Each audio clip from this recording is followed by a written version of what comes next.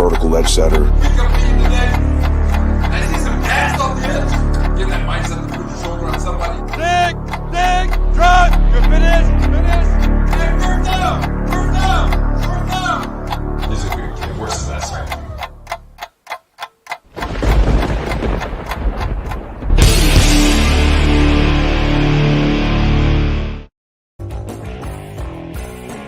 This is when the Colts had Peyton Manning waiting there because he didn't come out the year before because Parcells, our brilliant head coach, decided not to tell Archie Manning he couldn't guarantee that he would take his kid first. It's just the stupidest thing. You know, history could have been totally different for us Jets fans, but it's not. And it sucks because Parcells is one of the greatest coaches we've ever had, if not the greatest. So how can you complain? You can't. I hate that prison cell. I hate it. I want to yell. I want to bitch about it, but I can't because Parcells was good. Traded back. Got James Farrier and Dedrick Ward out of that one. That's what I think.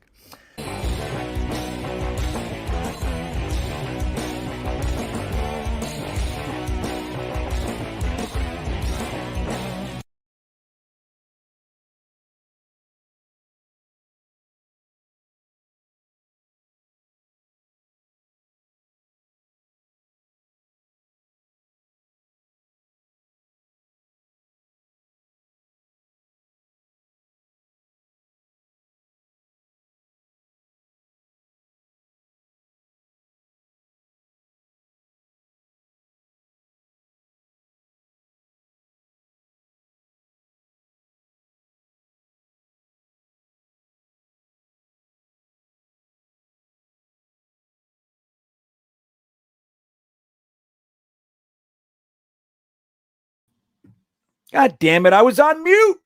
Why did it do that to me? Sorry. Look at me. I said a whole bunch of stuff too.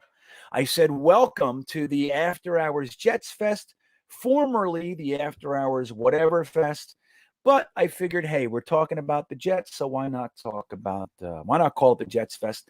I'm happy to see you guys here. We spent a couple hours over at Ryan's Jets Talk 24/7 channel with obviously Ryan, Matt O'Leary, and myself. Had a good time, got into some interesting topics. We even started to veer off into draft picks and Seattle's schedule and where it's going to be. Where do we think we're going to land? Got interesting. So let's do this, though. What do you guys want to talk about? Let me say hello to some of you guys first, and then we'll get right into it. Think, what's the number one topic I want to talk about tonight with the Jets? And then we'll get into it. So what's up? Salty Nuts taking the first position in this race tonight, followed closely by Braden Bethwaite. Good to see you, Braden. Who else we got? GreenBean's here. Big Green, there he is. Big Green's back in the house. I love it. Jeremy Cravat, Mo Lake. What's up, guys? Lifted G is here. He's the one who told me I was on mute. Him and Jets forever. Thank you, guys. And then Tommy Har, Racing Jason, all you guys started. I was just blabbing away on mute. Oh, I also said my head looks big tonight. I don't know why. I'm going to use it. This camera is better, but I feel like it's too close. Hold on. I feel like my camera's a little too close. That's better. Yeah, I don't want that. So Tommy R is here. New York Jets Tales. Right on, man. Frankie from Flatbush. Everybody was mad at me. You know what else I said? I said this. Where was it? Jeremy put up a comment that said young green bean when I was showing that clip. And I said, isn't that funny? Because that was only 9 or 10 months ago. A lot happens in 9 or 10 months. You guys, you don't know. Being on the road and shit, it's lots of good stuff, but it's not exactly easy all the time. So Jay Spector's here. Jets forever. Gator McCluskey. Gary Davidson, there he is, the world-famous Chicago Bears fan, one of my good buddies. Good to see you in here, Gary. Mark Reed's here. Momo Adamo. Amendola must go. So what I was saying, too, is while I say hello, think about the number one topic that you want to talk about. We spent a lot of time over at Ryan's channel discussing all kinds of stuff, but we even got into some details like draft picks and what Seattle's schedule is going to look like on the, for the remaining portion of the year. Maybe we can get into the Carolina Panthers and take a look and see how that pick's going to round out for us. So we'll get into it. Tommy R, it's funny. That's how I feel. GreenBean had the best monologue ever, and no one heard it. Didn't I look like I was having a good time? I was like, I was into it. Nothing. That's okay. We're here now. Traveling turns you gray, it seems, Salty. I'll tell you. Tommy McDaniel's here. Kevin Vafaduce. You guys are the best, man. I'm happy to see you. Frankie's here. Frankie's got a conspiracy theory about our new kicker. Let's talk about it. We have a new kicker. Did we get a new kicker today? Don't forget, I've literally been traveling for 2 whole days. We drove a little over 9 hours yesterday from just outside of Charlottesville, Virginia. We made it down to Savannah, Georgia, slept in a Cracker Barrel parking lot in Savannah, Georgia. And then we woke up at 6 a.m. We're on the road at 7, and we got here at 4 o'clock today in Fort Lauderdale. So I didn't catch much. I was driving, so I didn't see anything. So you guys gotta let me know what's up. What's up, Kevin Jackson? Good to see you, bud. What's good with you?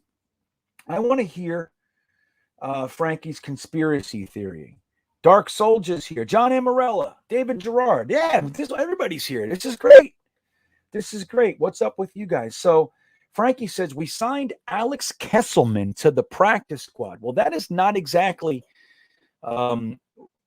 what people are thinking when we're saying address the kicker. So what's that? What's Kesselman's deal? Yeah, what's up with Kesselman? Let me look this up. Alex Kesselman. I don't like this guy. Where's he come from? Where did he come from, Frankie?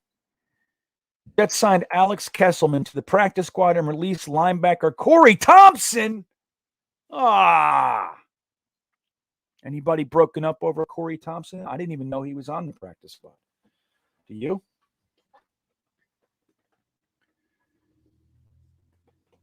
Yeah, right. Mark Reed, are you really going to the game?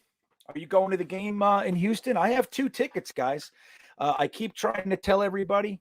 As anybody that'll hear, I'm going to give them away on Friday. Okay.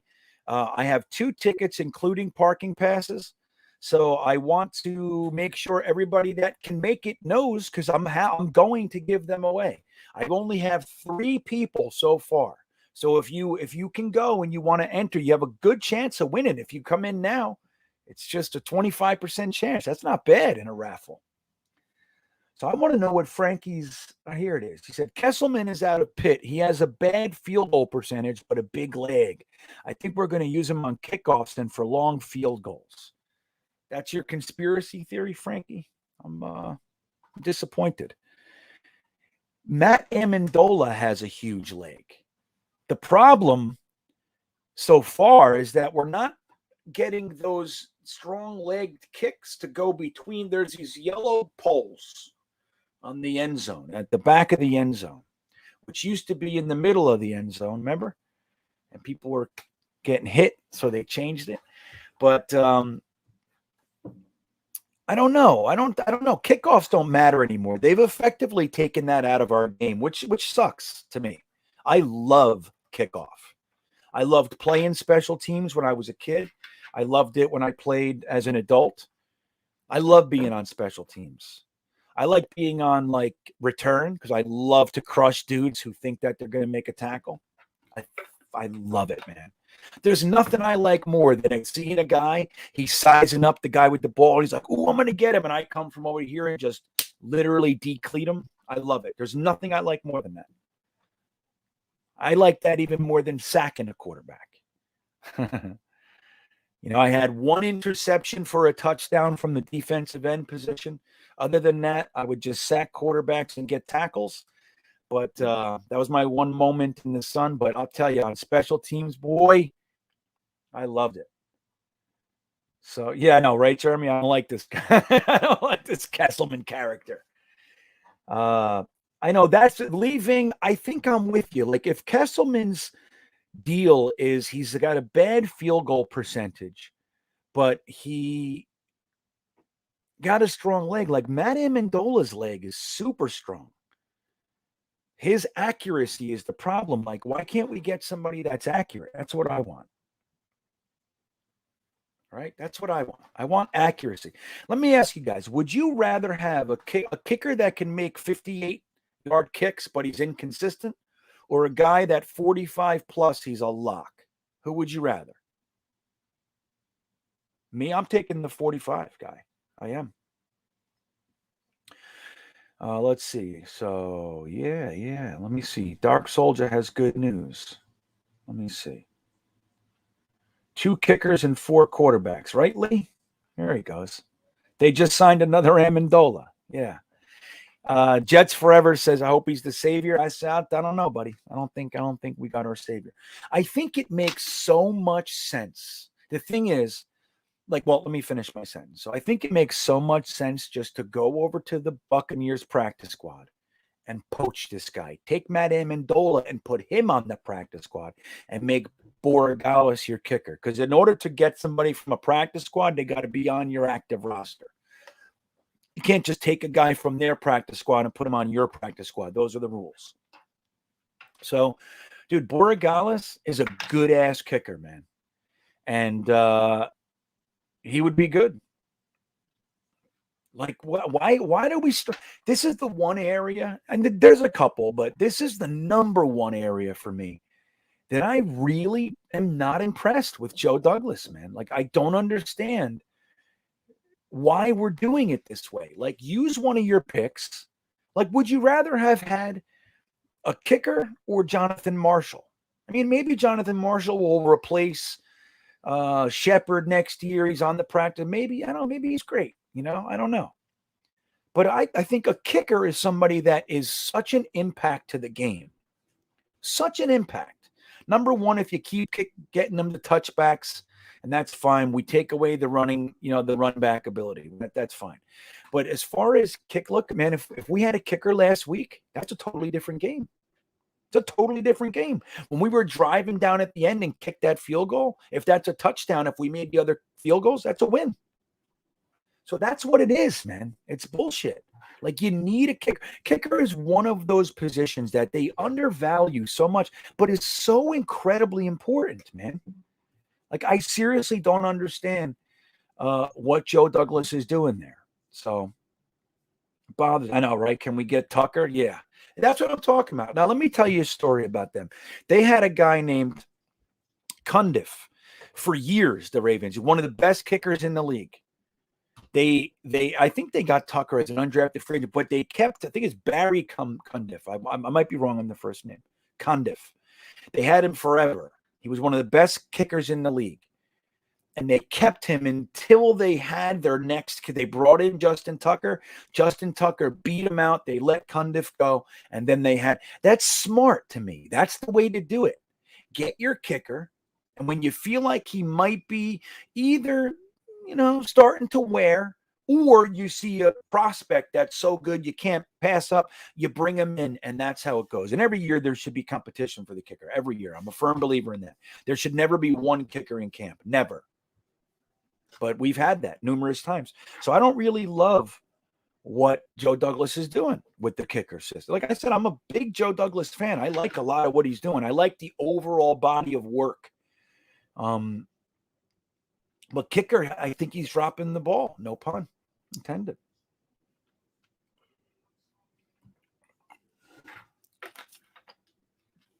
That's it's a head scratcher to me. I don't know. I'm surprised that he even cleared waivers, Frankie. I don't know why. Maybe he's protected. I don't think they would, Scott. Scott Wilson asked if he's protected. Maybe. But they just gave their kicker a 3-year extension for big bucks. So Borregales is just picking up a roster spot, not a roster spot, but he's taking up a practice squad spot. It's not the worst thing in the world because you have so many of them these days. But I don't know. That's the great question. Maybe Borregales is known to be a womanizer or, something. I don't know. I really don't know. Ficken, right? Oh, my God. Ficken was a good name. Fucking Ficken. Michael Terry, what's up, buddy? He says, I tagged you, Matt, and Ryan in a video from Sunday. I met a bunch of players. They all wished me a happy birthday. Oh, that's awesome, Michael. Where did you tag me? What medium? is that? What you got to let me know. I'll look for it. 45 guy. Right, raw power. That's what I'm saying. Like, consistency is king. Like, it does suck if you have a guy that's leg isn't the strongest, but he's super accurate, and you have like a game-winning situation and you're at 53 and you know it's outside of it. Like, that sucks, but that's not as often as getting down to the 28-yard line and not being able to punch it in and needing a damn 3 points. Yeah, that's the other right. Get my and that's what I'm saying. Like, your offense has to be able to get it past 55 yards for the damn field goal kicker. It looks like most people are about the lock. Yeah, Frankie, New York Jets tails, Robbie Oak, Kevin Vafford. Everybody's saying the lock guy, 45. Yeah. And that's the thing. I would hope. So Kevin Vaffadeuce wants to talk about the draft. We'll get into that. I want to talk a little Jets first, and then we'll get into some of these guys. I'm really excited. Like, I'm ready. It's week 11. We know we're not going to the playoffs unless we run the table. If we run the table, we got to talk something to talk about, because that's 9 wins. But I don't see it. You know what I mean? I don't see it.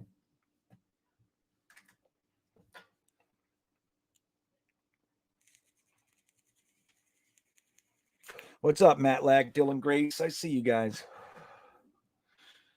Billy Cundiff, there it is, right? Yeah, and well, that's the thing. He was toward the end of his career, but so they got Tucker. But he was one of the best kickers in the NFL for a long time.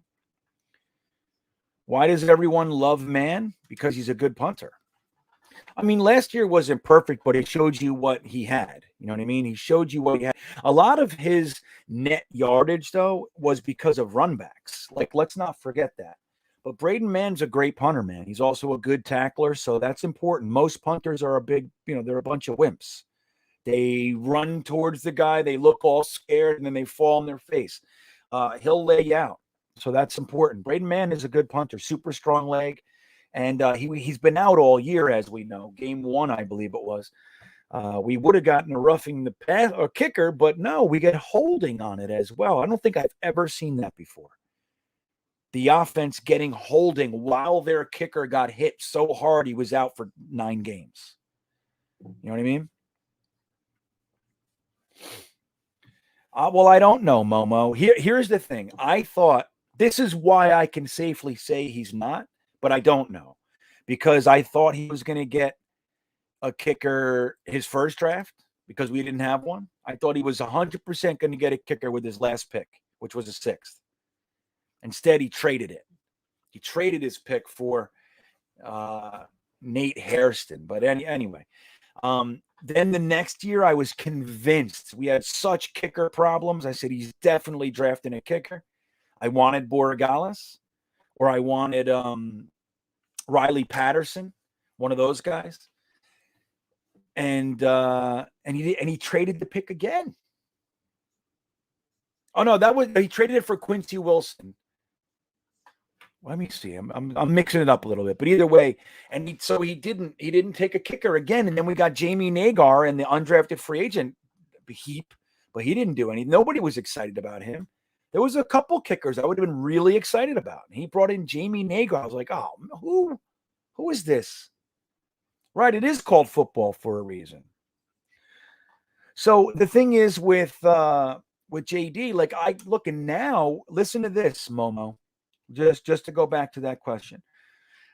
So he number one, he has not taken a kicker in his previous 2 drafts, and our kicker was a major problem, and he hasn't done that. He hasn't done anything greater than bringing an undrafted free agent. Now, the last pick that we have in the draft is a 5th. A 5th. If Joe Douglas hasn't used a 6th or 7th on a draft pick, on a kicker, I doubt he's going to use a 5th. Now, maybe this Areza guy who I have not really looked at yet. Everybody seems to like him. Somebody was just saying it in here. They said, I love him. Who is it? So maybe he does use a 5th. We have 3 of them this year, right? We have 3 5ths. Let me make sure. Jets draft picks 222. Let me just make sure. I'll tell you right now. I know what the hell's going on around here. You know, nobody thinks I know stuff. But let me just make sure. Okay. NYJ. Now this one's a little bit. It's not updated. I'm going to share this with you guys, so you can see what I'm looking at here. Okay. Let's see the trade value chart. Okay, so this is the Jets. Can you guys see this? Let me make sure. Yep. Okay. All right. So this is. Oh, let me get that comment off there. I don't want to block it. Hold on. So here's the. So this it's a little inaccurate. It has us at pick 3 and 10. They haven't updated since for this week yet, but the pick numbers are still the same. So look, we have 2 firsts, 2 seconds, 1 third, 2 fourths, and only 2 fifths. Okay, so some reason I thought we had 3. So that's 2, 4, 6, 8, 9 picks. All right, we traded the 6th for Joe Flacco, and we traded another 6th for Shaq Lawson, who's been good. Not great, but he's been very solid for us. So I highly doubt that Joe Douglas is going to use the pick 150 on a kicker. I just don't see it. That's this territory. 6th, I mean, even though I think the Bills just took a kicker with the 5th round pick, and he's been great. But generally speaking, 6th is when you start seeing people consider kickers, and then round 7 as well. And then obviously undrafted free agents and all that. But I have a hard time believing a man that has not used a single pick, and he had some later picks on a kicker. I just have a difficult time thinking that he will. Maybe he will. Maybe he's tired of playing this game, maybe. So Areza is not a kicker. He's a punter, you're saying? Let me see here. Let me keep you guys looking at this thing. We'll look at some stuff here. Let's see, kicker. Yeah, I don't see him. He's not on there. He's a punter, guys. Cameron Dicker's back. Remember, he chose to stay in school?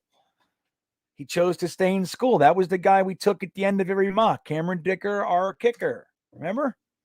And you got Gabe Burkick is back. He chose to stay in school as well.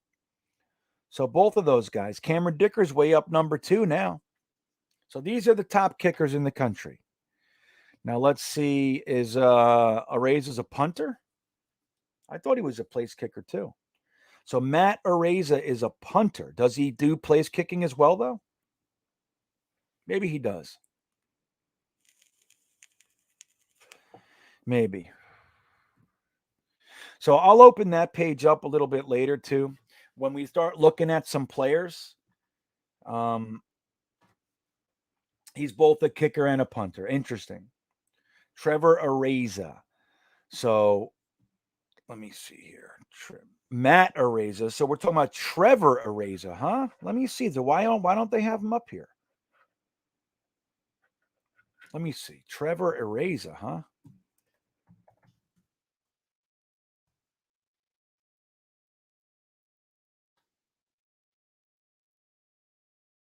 Trevor Areza.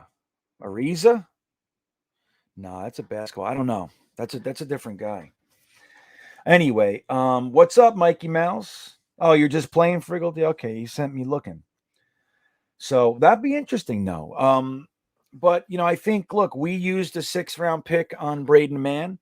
So I think Joe Douglas at least valued that. That was in his first draft. He used a pick on a punter, but not a kicker.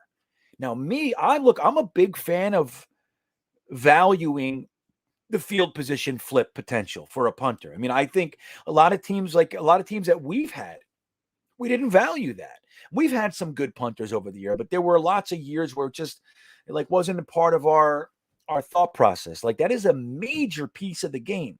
But in the same way, and even more so, kicker is a main portion of the game. Kickers score more points than anybody, except the quarterbacks. So I don't know. I'm hoping we do something. Lee Ving bringing up Jay, that Nugent draft was brutal. Also traded first for a tight end and got beat out in camp. Doug Jolly. Yeah, that was the worst, dude. That was Terry Bradway. Terry Bradway also used 2 first-round picks to move up. 2 firsts to move up and take 1 defensive tackle by name of Dwayne Robertson, who was the most raw defensive tackle in the deepest defensive tackle draft in a decade at that time. It had the most defensive tackles. Namely, Richard Seymour was picked later, and we traded 2 firsts to go up there and get Dwayne Robertson, who was okay. He had that one pretty good year, but he was fine. But 2 firsts? No, the minute they did that, I'm like, this is the dumbest move in the world. And that's what I mean. Like, when you look at a general manager, like, number one, we've been watching Mike Maccagnan for 5 years now. And I'm going to be honest. I supported Mike Maccagnan because I thought that he was getting players for bowls. Guys like Darren Lee, that was exactly the type of guy, that hybrid tweener linebacker that Bowles loved. So guys like Darren Lee, when he took 2 safeties in the first and second in Jamal Adams and May, to me, that had Bowles written all over it. So I was seeing Mike Maccagnan getting Bowles his players and Bowles being unable to utilize them. We went defensive heavy. We used 2 first-round picks on defensive tackles, just that kind of stuff, So then we fire Bowles, and I was hoping so much that Mike Maccagnan was going to hit it out of the park because he was free of Bowles. And that was his worst draft of them all, in my opinion. He got Quinnen Williams in the first with the number 3 overall pick, which I'm not saying I don't like Quinnen Williams, but we didn't need a defensive tackle at the time. We needed 10 other positions. You know what I mean? And he uses the 3rd overall pick on a defensive tackle when we're playing a 3-4. So he's going to have him as a 0 tech, eating space. He's a 2-gapper. He's playing a 2-gap system. So Quinnen Williams, you used the number 3 overall pick on a position that 6th-round picks do just fine. Anybody over 300 pounds is going to do fine eating space if they're strong. We used the 3rd overall pick. Then he doesn't have a 2nd because he used it to trade for Sam Darnold. And the first pick after the defensive tackle is Ja'Kai Polite. That's who you choose? Then with his 2nd, 3rd round pick, he decides to take an offensive lineman. Finally, he takes one of a handful of offensive linemen I really wasn't interested in. I didn't hate him, but I was like, when we traded up 1 spot, we gave up a 7th round pick to move up 1 spot to take Chuma Edoga. Then he takes Trevon Wesco in the 4th after 3 4th-round trades, which all he gained was like 15 spots in the 5th. That's all he did. Through all these moves, and all he did was gain a few spots in the 5th round. He takes a tight end when he's taken 2 tight ends in the last 2 years prior. He takes another friggin' tight end. Then he takes the always injured Blake Cashman in the 5th. When we needed offensive linemen so bad, we had no center. And then he takes always injured Blesson Austin in the 6th. I couldn't believe it, what I was watching. I couldn't believe it. And that's why when you stack those types of drafts, that's when I knew it was Mike Maccagnan, it wasn't Bowles. As far as the player acquisitions, I knew it. This is, oh my God, this is the worst. So when you stack that on top of Idzik's drafts, which were massive disappointments. Calvin Pryor in that first was the most ridiculous thing I couldn't believe they said safety. Couldn't believe it. When that was the deepest wide receiver draft in history up to that point. Brandon Jacobs. Why am I frying out? Is it Brandon Jacobs? Brandon Cooks. That's who it is. Brandon Cooks was the guy I wanted. He was sitting right there, and we took Calvin Pryor. So then and obviously D. Milliner was worst pick ever. Okay. And then you stack that on top of like the Terry Bradway stuff. Terry Bradway was a fool, man. He did the most foolish things. And then you got the Tannenbaum years, but they were exciting and fun, but we never did much in the draft. You know what I mean? That one year with Sam, 2009, he had 3 picks because of all the friggin' trades. So that's why when I see a guy like Joe Douglas and his drafts make sense, they make sense to me. Like when I look at what we need and I look at the strength of the draft, like you want your GM not to take certain positions in a certain draft when you know that the next draft coming in is going to be the strongest in 5 years. And this draft, it's a weak position, but you take him because he's the best in a weak draft. Like you want your GM to know that stuff, which is why we didn't take a safety and which is why we didn't take a tight end last year. This is the strongest safety class in they say probably 10 years. And this is a very strong tight end class. Now, I liked a lot of tight ends in last year's class, and we got one. We got Kenny Yeboah. So he's sitting there grooming. Next year, we take a tight end in the first 3 rounds. And now we got our tight end group. But Joe Douglas didn't rush it. He's taking it slow because last year the strengths were, we had strength at linebacker, you had strength at cornerback, you had strength at interior offensive line. So he took the strongest guard in a very, very strong guard class. Like, you see what I'm saying? Like, for me, it makes sense. Last 2 years, the wide receiver classes were very, very strong. Last 2 years, very strong wide receiver classes. They say it even beats the Odell Beckham, Mike Evans draft. We took receivers in both of those drafts. Why? Because the receivers in this draft are going to be better than the receivers in the next draft. So that stuff makes sense to me, guys. And that's why I like it. When you look deeper into it, rather than, Jabari Zuniga's injured, he's a wasted pick. Like, yeah, first of all, you got to give him time. Second of all, it's like, but even if he does miss, even if the guys don't work out, they're injured, whatever, the drafts make sense. And I think a lot of the players were the right picks. So anyway. Tell me about it, dude. We passed on everybody. Right, John? In 2014. And I'm going to show you this too. Watch this. Let's do this tonight. So we'll do this.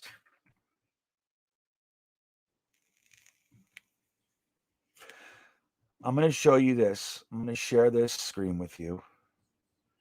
And we're going to take a look at our 2014 draft class. You guys ready? Jets haunted by 2014 draft failure. Let's not do all that. So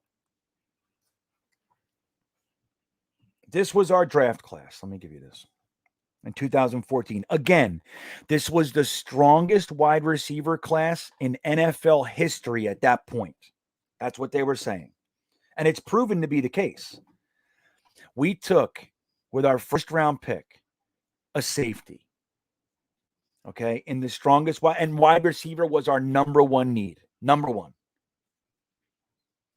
Then we took Jay Samaro, which a lot of question marks. In truth, I liked the pick. I did. I thought he was going to be a good player. He was widely considered the second best tight end in the class. And then you had Safarian Jenkins after him. Then we took an always injured cornerback, Dexter McDougal. He was injured when we drafted him. Okay. And he was injured the 2 years prior. Silly. Jalen Saunders didn't even make it 1 year with us. All right. Didn't even make it 1 year. Remember, he was having seizures and he was epileptic and all those types of things. He had a couple nice games for the Saints. But then we took Shaq Evans, who never played a game in the NFL. Dakota Dozier, he's still in the NFL. He's on the Minnesota Vikings. Then we took Jeremiah George. He was gone before that season started. Brandon Dixon, I don't even remember. Quincy Enunwa was the only guy we got anything out of in that class, and we're still paying him. That's how good that one worked out. Then we have the guy that broke Geno Smith's jaw. Then Taj Boyd. This is when, people try to argue with me and tell me that Rex Ryan wasn't making these picks. Rex Ryan was here for 4 years when Idzik got here. They fired the GM and kept him. He had Woody's ear. He was tight with Woody. And there was no way Idzik was coming in here and overruling Rex Ryan. You look at these picks, they got Rex Ryan's name all over them. Taj Boyd was his son's good friend, and he was undraftable. Taj Boyd, they said he's never going to play in the NFL. Rex Ryan drafted him because his son Spencer was really good friends with Taj Boyd, and he wanted him to have the experience of getting drafted into the NFL. That's what we did. We cut him late in the training camp, but we used a 6th-round pick on that guy. And then Trevor Riley was, I think he was 27 years old, defensive end or outside linebacker when we got him. That's how bad that draft class was. This is the Idzik 12. Isn't that great?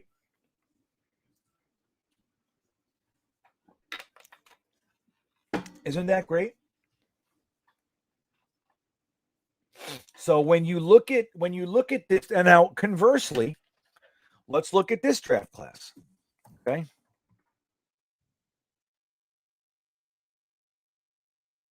Let's look at this draft class. Let's just look at it.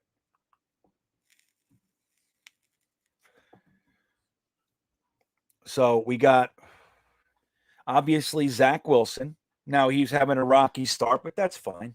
He's shown flashes, and we all believe in him, most of us, right? Then we got AVT. Makes sense. You see, you draft a quarterback, you give him a guard after grabbing a left tackle and a wide receiver the year before. You give him the best guard in the entire draft class. Then you follow that with giving him, an electric wide receiver. I'm thinking like a Hill type of receiver, right? Tyreek Hill. Widely considered a 1st-round pick on many, many boards. Slipped right out into the 2nd, and we grabbed him. Then we come back and we give him one of the better running backs in the league in the draft. Okay, top 5, 6 running back on many boards. Okay, so you see how it's making sense? Now, so far, those 4 players, outside of Zach Wilson having some troubles, dude, they look like they've hit their hits out of the park. Out of the park. So then he follows that with, he gives the offense the first 4 picks. So now what he does is he compensates by taking less premium capital and giving the defense more quantity over quality. And he takes a linebacker, Jamie Sherwood. Then he drafts cornerback Michael Carter II, nickel, playing lights out for a 5th-round pick. Then he takes another cornerback. This pick I didn't love, but this pick, another 5th-round pick, Jason Pinnock. So now he gives a linebacker and 2 cornerbacks to the defense. Late-round pick, so he's giving them more. You see what I'm saying? Then he takes Hamza Nasruddin, the steal of the draft. Now he's raw, but the year before, he was being projected as a 2nd-round pick. Okay, before he had the injury, then he came back, played well, but he was being projected as a 2nd-round pick before the injury derailed him and everything. And then we got cornerback Brandon Eccles. Dude, who can deny? For a 6th-round pick? But you see how it makes sense? We got rid of all of our cornerbacks. We said we're replacing them all with young guys, and we're going to develop them ourselves. Round 6, this pick I didn't love either. Defensive tackle Jonathan Marshall. This is where I wanted one of the tight ends. I wanted a linebacker, but really I wanted a kicker. But do you see how it makes sense? It makes sense for what we need. And guys, who can deny? These guys are playing. These guys are all playing. Now, undeniably, Michael Carter II, right? Michael Carter II, Michael Carter I, Elijah Moore, AVT are solid, dude. They are good. If that's all you get out of a draft class, that's enough. That's a great draft class.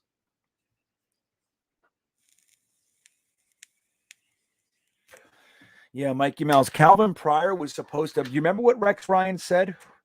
They asked him why he drafted, and this is another when Rex tipped his hand on why he was the one making the picks. They said, "Why did you guys draft Calvin Pryor over Clinton Dix, who's having a better season?" Rex got mad and said, "I took the safety that'll knock your face off. That's why." That's what he said. How can you say they're busts? Lee. That's silly. They're not busts. Ashton Davis had a pick last week. This is his 4th game. Let's give him some time, man. He's covering the back end of the field. He played a good game. The last 2 games were good. Not great. I'm not going to sing his praises, but he definitely on an upward swing. And Mims is Mims, dude. He had 1 bad game his whole career. He's fine. Mims is an absolute stud. One of my favorite wide receivers in the whole draft. Yeah. Yeah. Well, you know what, Gitmo Bob? I think, here, let me turn this off so you can see me. I think that's the plan. Like, we know that we have a lot of defensive tackles, right? So we have Kyle Phillips, Shepard, and Fadu Kasi as like our own guys. And then we brought in Sheldon Rankins and we have JFM who can play inside and outside, but we have all these guys. We're not going to want to continue to pay them. Like Fadu Kasi is going to get a decent contract this year. He's been number 1 in run stopping up until 2 weeks ago in the whole NFL. So he's going to stay among that group probably. And he, so we're not going to keep Nathan Shepard, Fadu Kasi, and Kyle Phillips. So Kyle Phillips came out, shot out of a cannon. Let's see if he continues it. He had a good year his rookie year too, Kyle Phillips. Very quiet sophomore year. So let's see how he goes. But then this allows us to let 1 or 2 of those guys leave, and we already have a guy who's been here for a year ready to replace him. You see? That's called the pipeline. That's how this stuff starts. We got to give this guy time to not only get the starters in, but start to develop his pipeline. And that's what we'll see.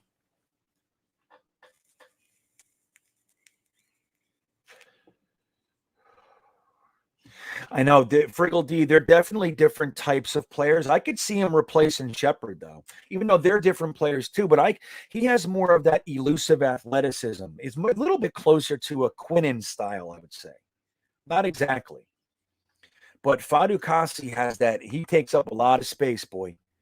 He's heavy. Like he has a heavy presence in there. So,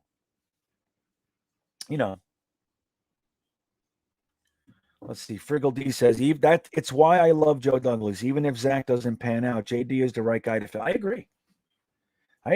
You know what else I like? Now, people are looking at this as a negative, but I'm telling you it's a positive. Like a general manager that is not too proud to own a mistake and make a switch to do it, to fix it, is good.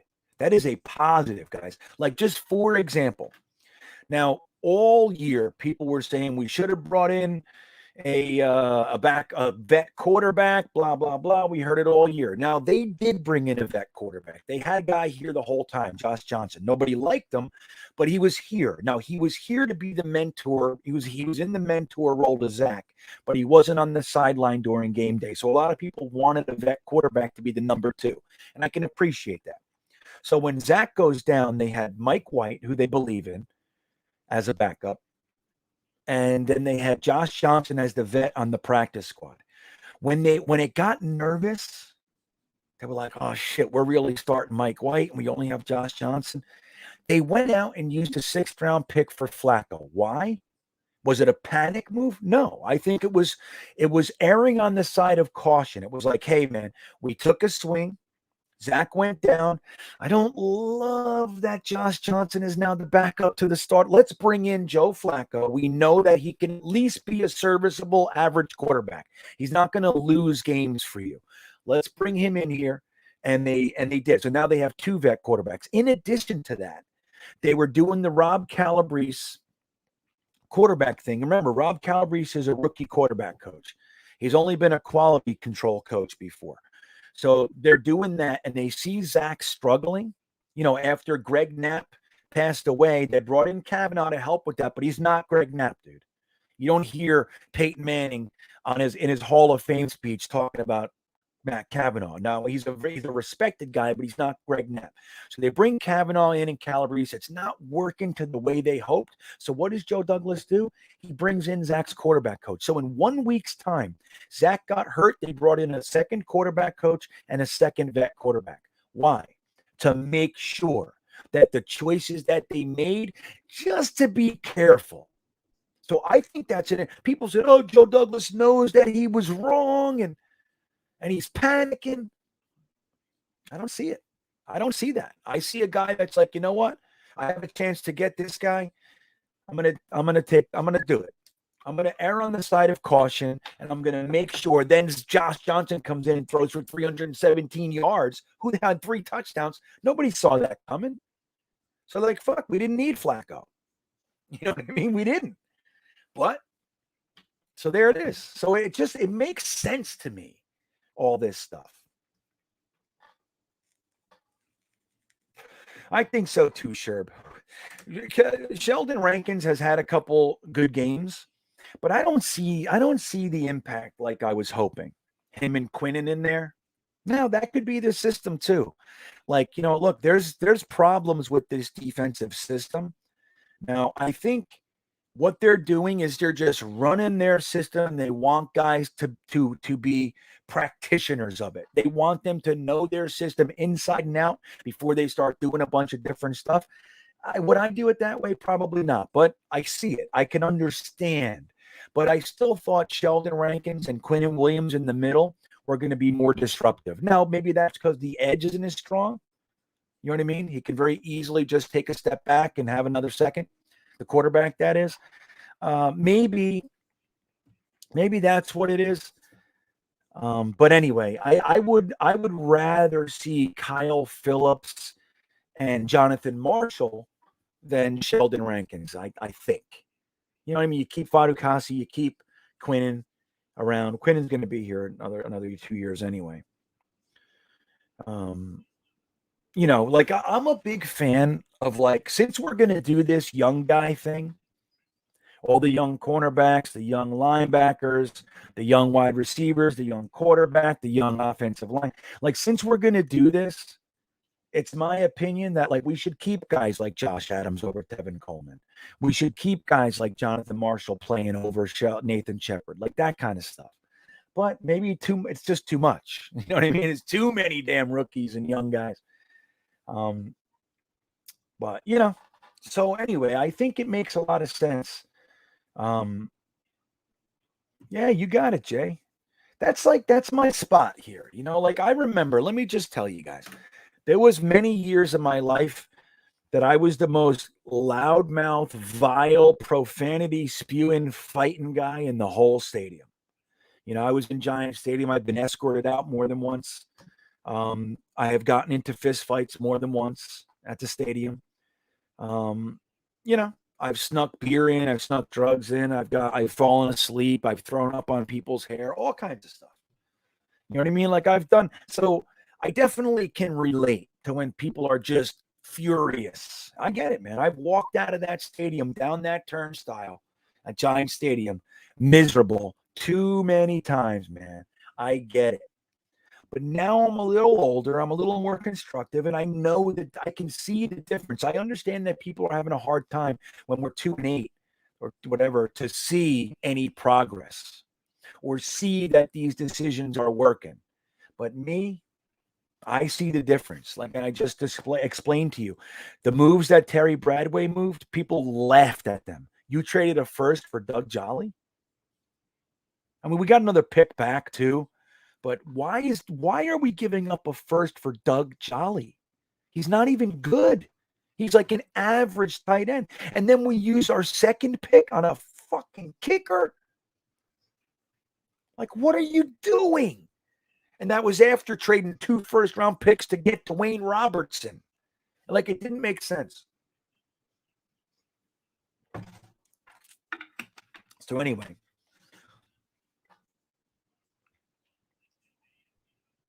So, yeah, well, look, Kev Chata. He says, if you still think Mims is good, what does that say of Saleh and staff? It's a mess until we get a new coach. Well, I don't know. I mean, look, I've been critical of Saleh. And I've been very critical of LaFleur the first 5 games.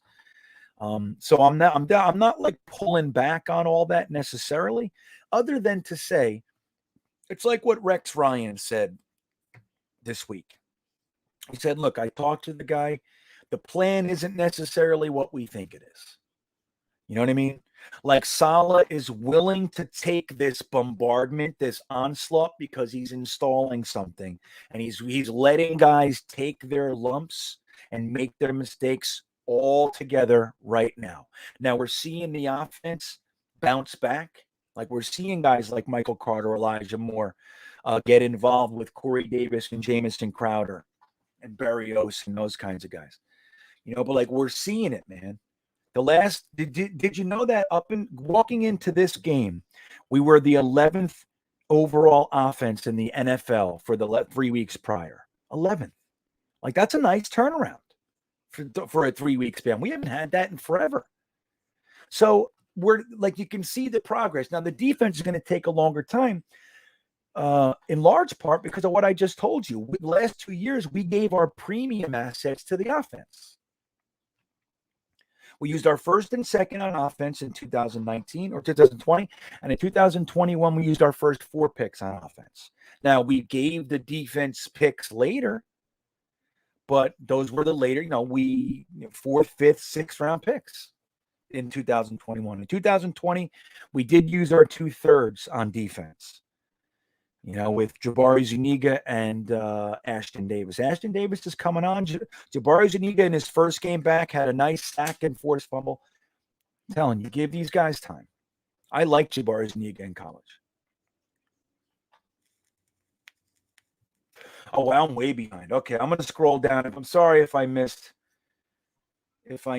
a lot of your comments. I'm trying. It's hard. You guys are rocking tonight, man. You really are. There you go, Jay. Thank you, buddy. So Dark Soldier checks in and says, don't forget how much value JD has gotten from other teams for Adams, Darnold, and Henderson. Henderson? Who the fuck is Henderson, Dark Soldier? Who's Henderson? Am I fried? Henderson.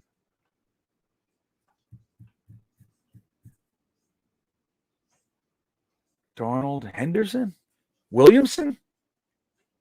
Maybe? Either way, your point is sound. Think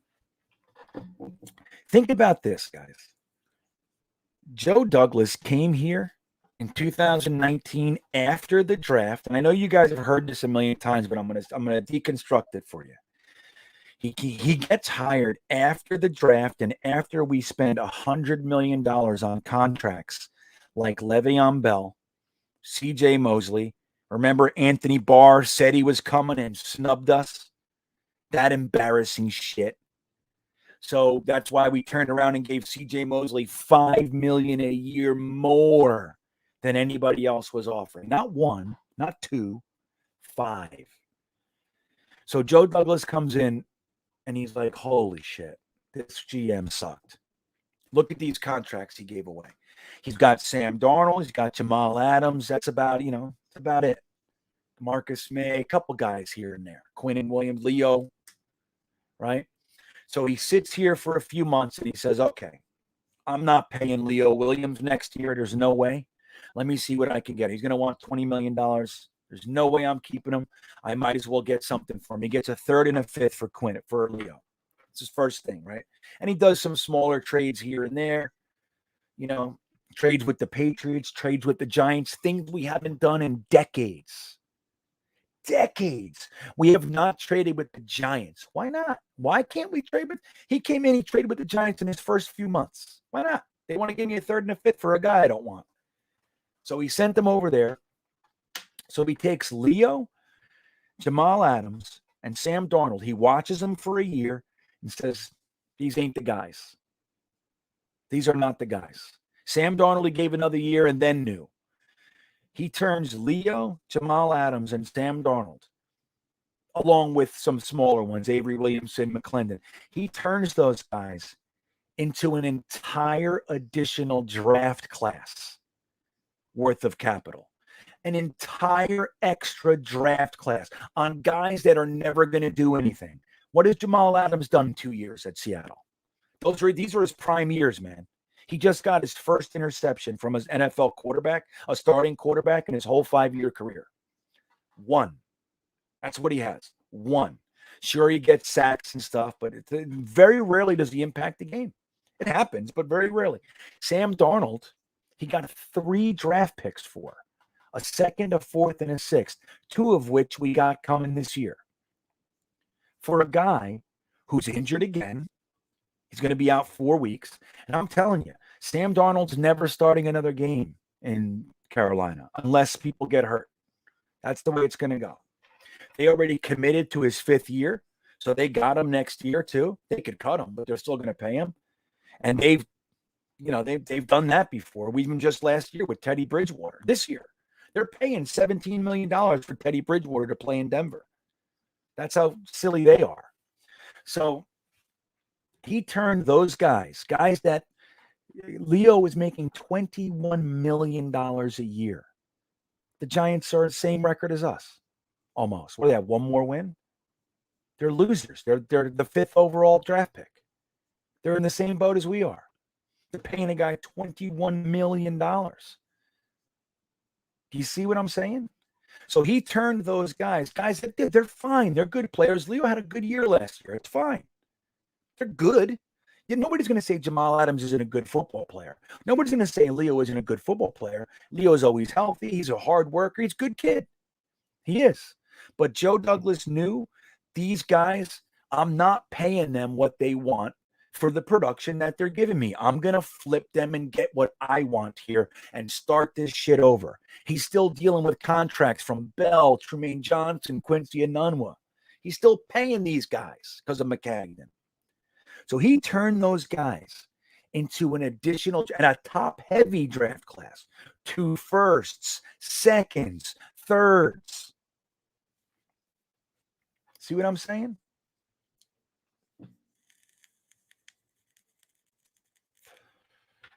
So anyway, that's where that went. He traded Herndon, dude. Come on, man. You know what I'm saying, dude? So, and that's a good point, Soldier. The value that he's getting for these guys, even the Chris Herndon trade. Who just said Herndon? What was it? GVH. Cheedy Took. Dean Britton. All these guys. Dark Soldier. GVH. Dean Britton again. Herndon. What are you saying? Wait. I must have missed something. But so he turned Chris Herndon, a guy who has been a monumental disappointment, never did anything since his rookie year, nothing. He turned him and a 6th round. He used Chris Herndon to make a 6th into a 4th. Don't forget, our 4th, Michael Carter's a 4th. All right, that's what you can get there. Michael Carter, the running back we all love, he's a 4th. So, you know what I mean? Chris Herndon, he didn't want him. Chris Herndon's he's a flop. He knew, and I told you guys all year, he's trading Chris Herndon. Remember? He's trying to make him look good in the preseason so he can up his value and trade him. And he still looked like shit. He looked like shit all preseason. And he still did it.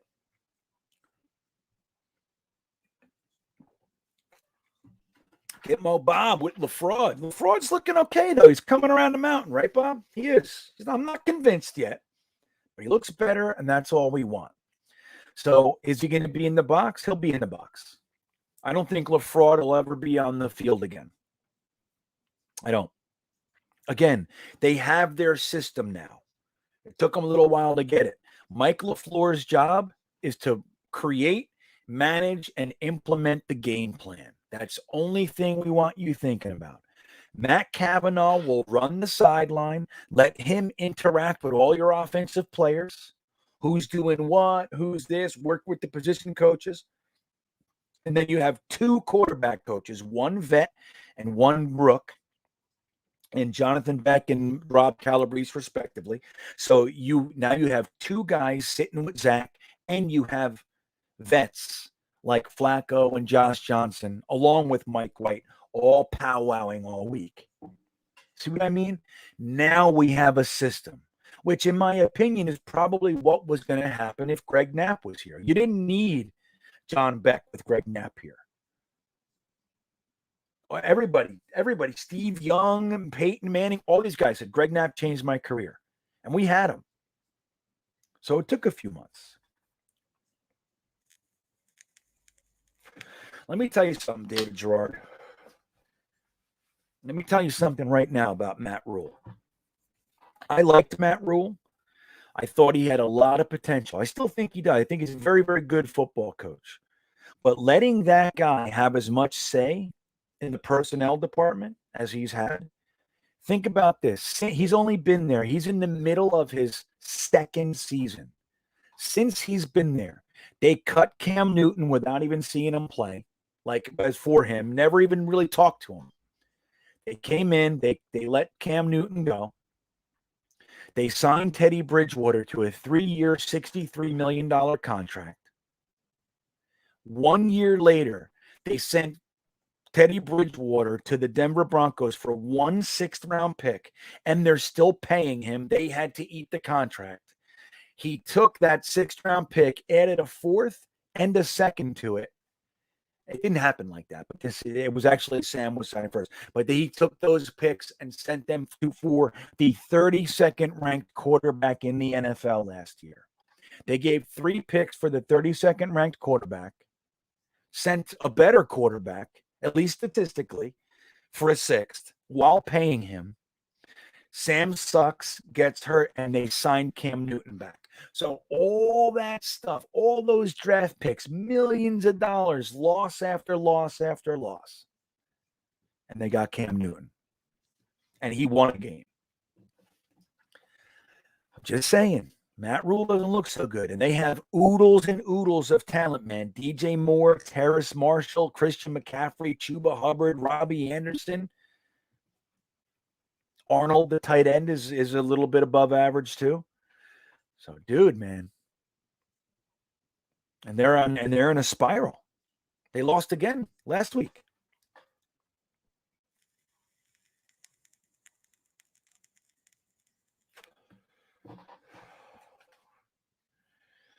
Yeah, right. Jay Spector says JD with 2 steals and Carter and Moore. He's robbed more franchises than Jesse James. That's funny, but don't forget, dude. Nasruddin, like I said, he's raw and he's switching positions. That kid is going to be a rock star. I'm telling you. He's the steal of the draft. He's the Bryce Hall of this last draft. Bryce Hall, dude, that kid, he was arguably a 1st-round pick, at worst a 2nd-round pick. He was going in the 2nd. He broke his ankle. COVID came. Doctors couldn't put their hands on him. They couldn't look at him because of COVID. So everybody got spooked. They couldn't take a risk on him. And we got him in the 5th round. That's a 1st-round draft pick, dude. That's what he is. Now, he might never be Revis or anything like that, and I don't think he is. But he is absolutely supposed to be on a football field as a starter. You know what I mean? So he was the steal of that draft. We had 3 4th-round picks in the 2020 draft, 2 of which Joe Douglas created in the draft with trading with the Patriots and everybody else in the Seahawks. I was screaming Bryce Hall's name in the 4th every time. I liked LaMichael Pirine. Thought it was a little early, but I liked him. I liked Cam Clark. Loved Cam Clark pick. Hated the James Morgan pick. But I was screaming Bryce Hall every single one of those picks. Bryce Hall, come on, Bryce. And I was so aggravated that we didn't draft him in the 4th round. I thought we lost him. I'm like, there's no way. And then when he was there with our 5th-round pick, I said it to my wife, if this fucking pick isn't Bryce Hall, because we were moving that day. I was moving into an RV from my house that day. So I said to my wife, not that she knows what I'm talking about, but I said, if they don't take fucking Bryce Hall from UVA, I'm going to be livid. I can't believe he's still there. And then I heard Bryce Hall. I hugged my wife like a moron. She's like, oh, I'm glad you're happy. You know what I mean? She don't know who Bryce Hall is. I'm like, fucking Bryce Hall. I couldn't believe it. I couldn't believe that we got him in the 5th. Nasruddin is similar talent. Not quite as much.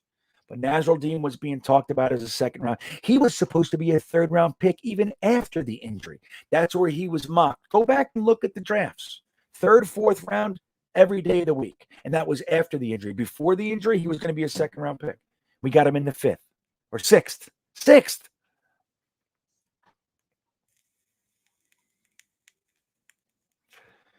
Yeah, I think they'll add a little bit.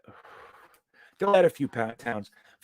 But I think too, Robert Saleh, he wants those 230-pound linebackers. I mean, I don't look, man. I'm gonna say I have a lot of issues with how we're doing things as far as the coaching and the system implementation and all that. Am I lagging? Guys? I got too much shit open. Hold on. Let me see. Am I lagging bad, guys?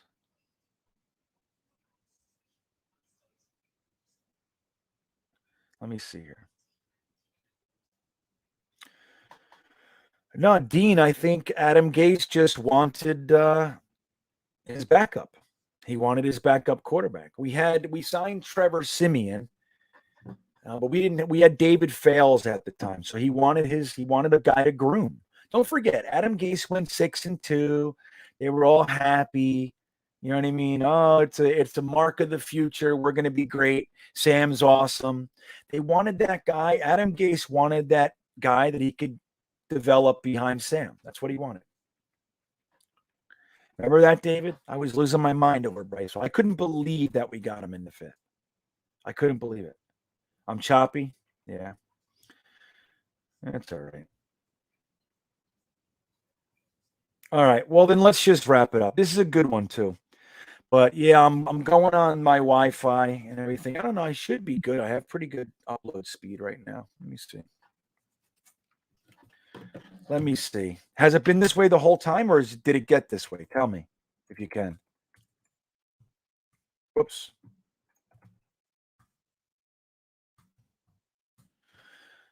Has it been this way the whole time? I wish you guys would have told me. It's all right. Not lagging for you.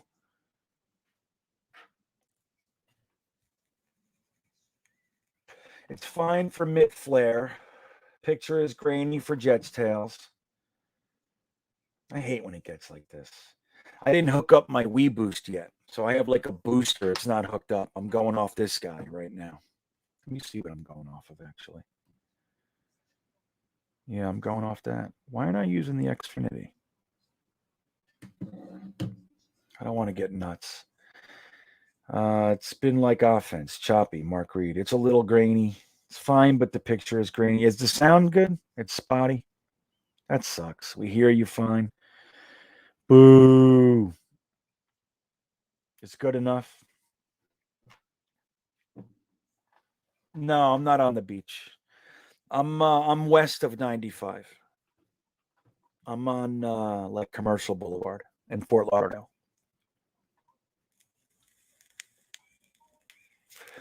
Or at least the voice is good. We could have a good time.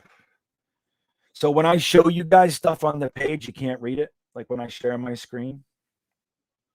If I share my screen, you guys can't read it. I wanted to go through some prospects and teach you guys. Good night, Friggledy. I'll end it and let's hang out for 10 more minutes, 15 more minutes. And then, you live in Plantation? Nice. I should drive to Utah. I'll be going back to Utah. You bet your ass on that one. I loved Utah, man. Utah had a real big impact on us. No, I haven't done every state yet. But we did a lot of them. I think we did 35, maybe 35 states, something like that.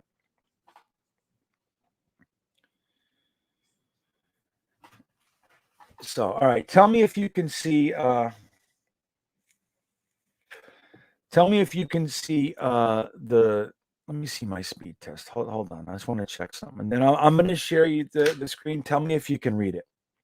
Sometimes that's a good point. A lot of times when I share the screen, everything becomes clear. I don't know why. So I have 31 ping, which is fine. 55 download. That's good. Let me see. My upload is key. That guy, I got 25 upload. That's amazing for Wi-Fi. That's amazing. It's going down to 22. Let's see. Let me see. 22 even upload. I should be good. But you never know. Maybe there's something else out there. Hey, thank you, Jason. I love you, buddy. I've been to 4. We're planning on going. Oh, I got to call my buddy. He's going to take me in his plane over the Dolphins stadium before the game. So I'll do a live stream from up there. How you guys think of that? I'll let everybody know. I'm going live from up in there, up in the plane. We'll fly over to the stadium. I'll show you guys what it looks like up there. How's that? Wouldn't that be good? Yeah, we're going to do a lot more stadium tours this year. The COVID was weird. A lot of them that we drove past, they weren't doing the tours. I want to get to Tampa Stadium, and I want to get to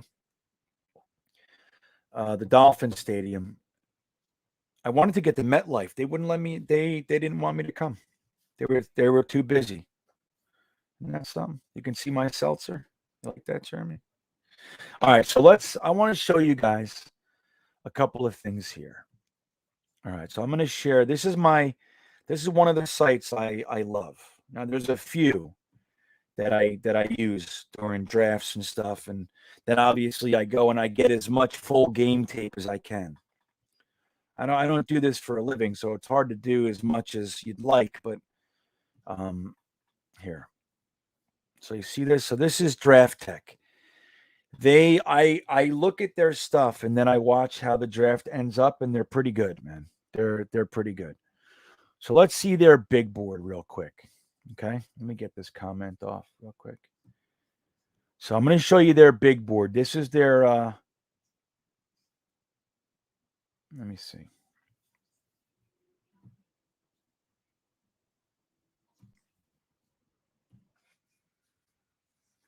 Okay. So as the top player in the entire draft, well, let me see this. Wait, hold on. Let me see before I full screen it. I want to can you guys read it before I get into it? I want to see if you guys can read it.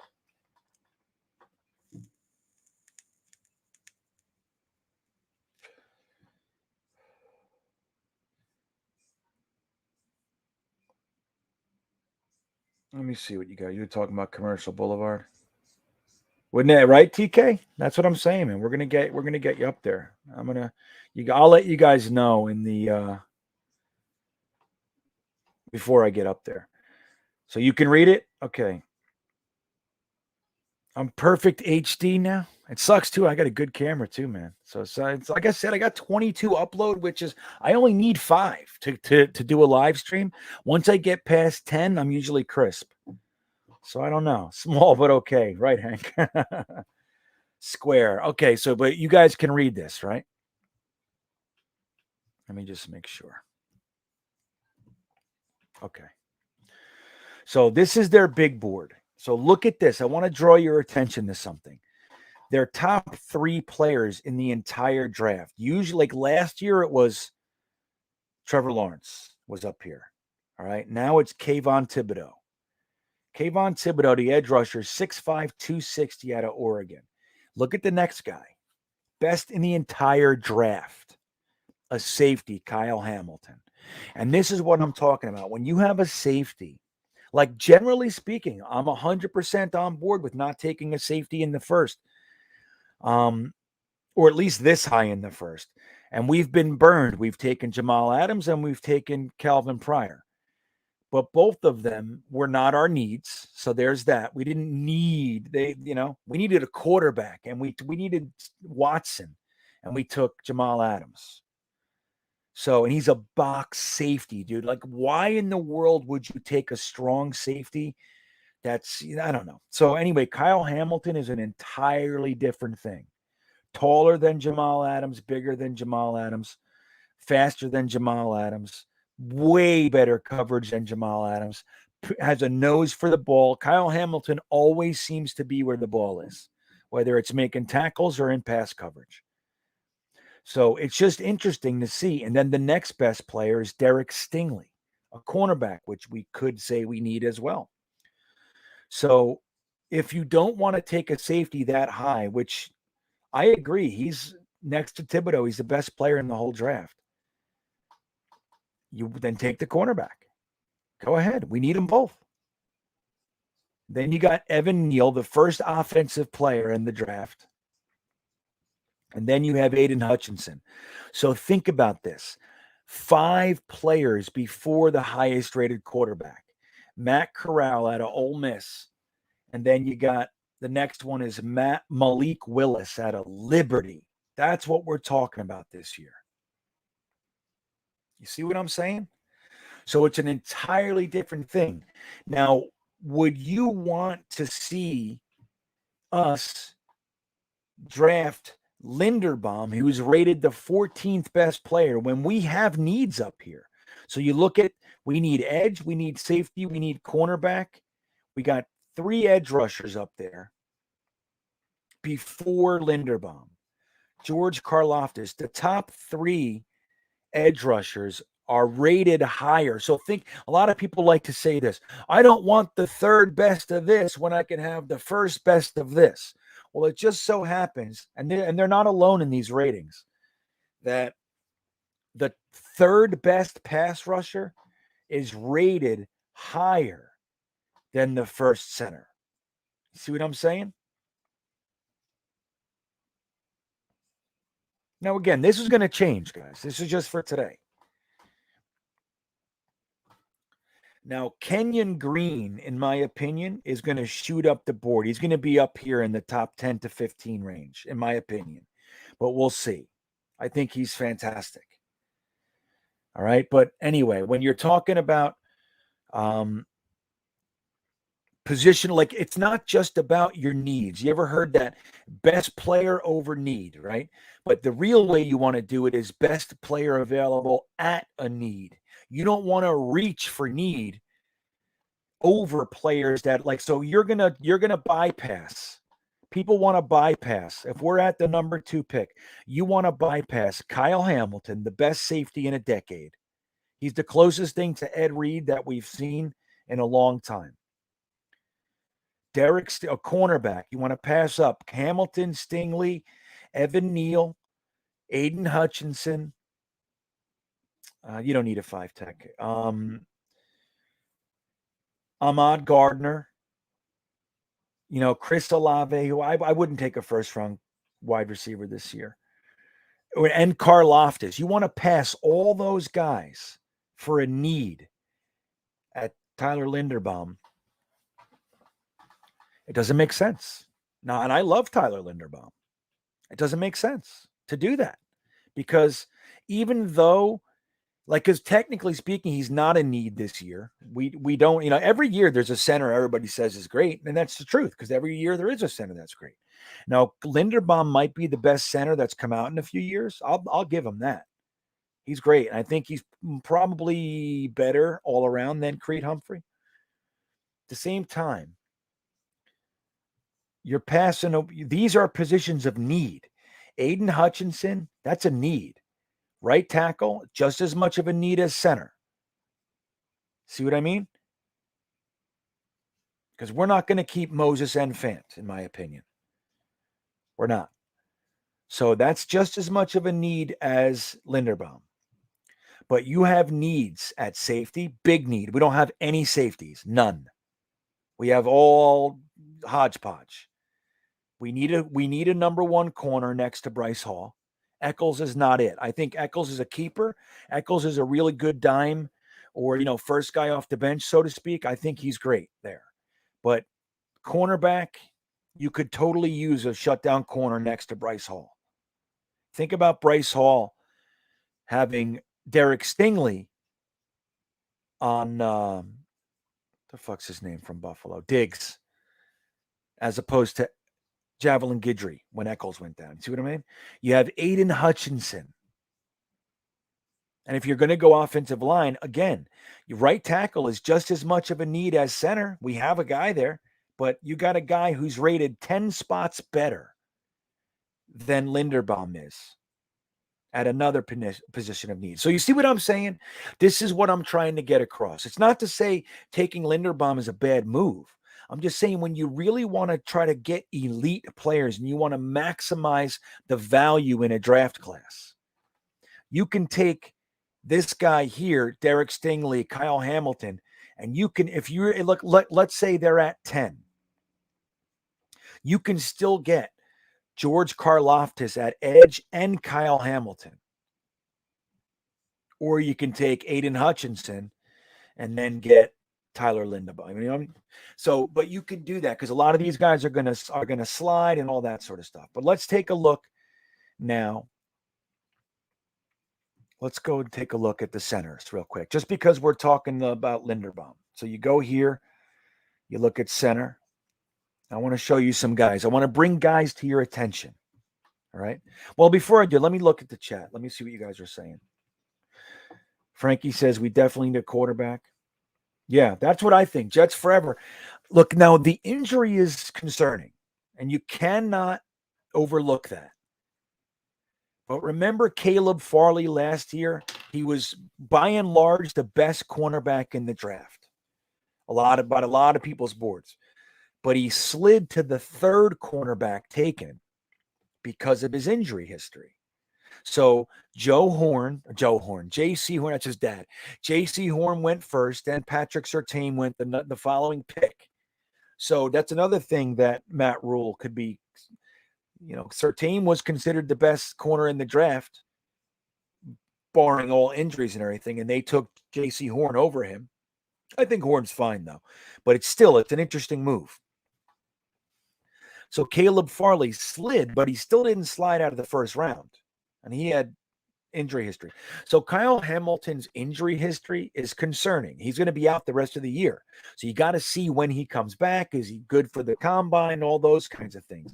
So you might not want to use a top 5 pick on him because, you never know what you're going to get. But he's not sliding out of the top 15. There's no way. He's too good. Because he's probably going to be he's the closest guy we have to being a Troy Polamalu, Ed Reed type of impact that we've seen in at least a decade. He's that guy. So if you knew you had an 80% chance of getting Ed Reed, you don't take him? I take him. Ed Reed changes the game. Ed Reed is not Jamal. Jamal Adams is a fraud, dude. He's a good football player. But you see it, dude. He doesn't play 100% anymore now that he got paid. He's not the guy you want. Kyle Hamilton is. Right. So who just said that? Jay Spector says, unless it's Ed Reed, Troy Polamalu, or Ronnie Lott, no safety. That's what we're saying, Jay.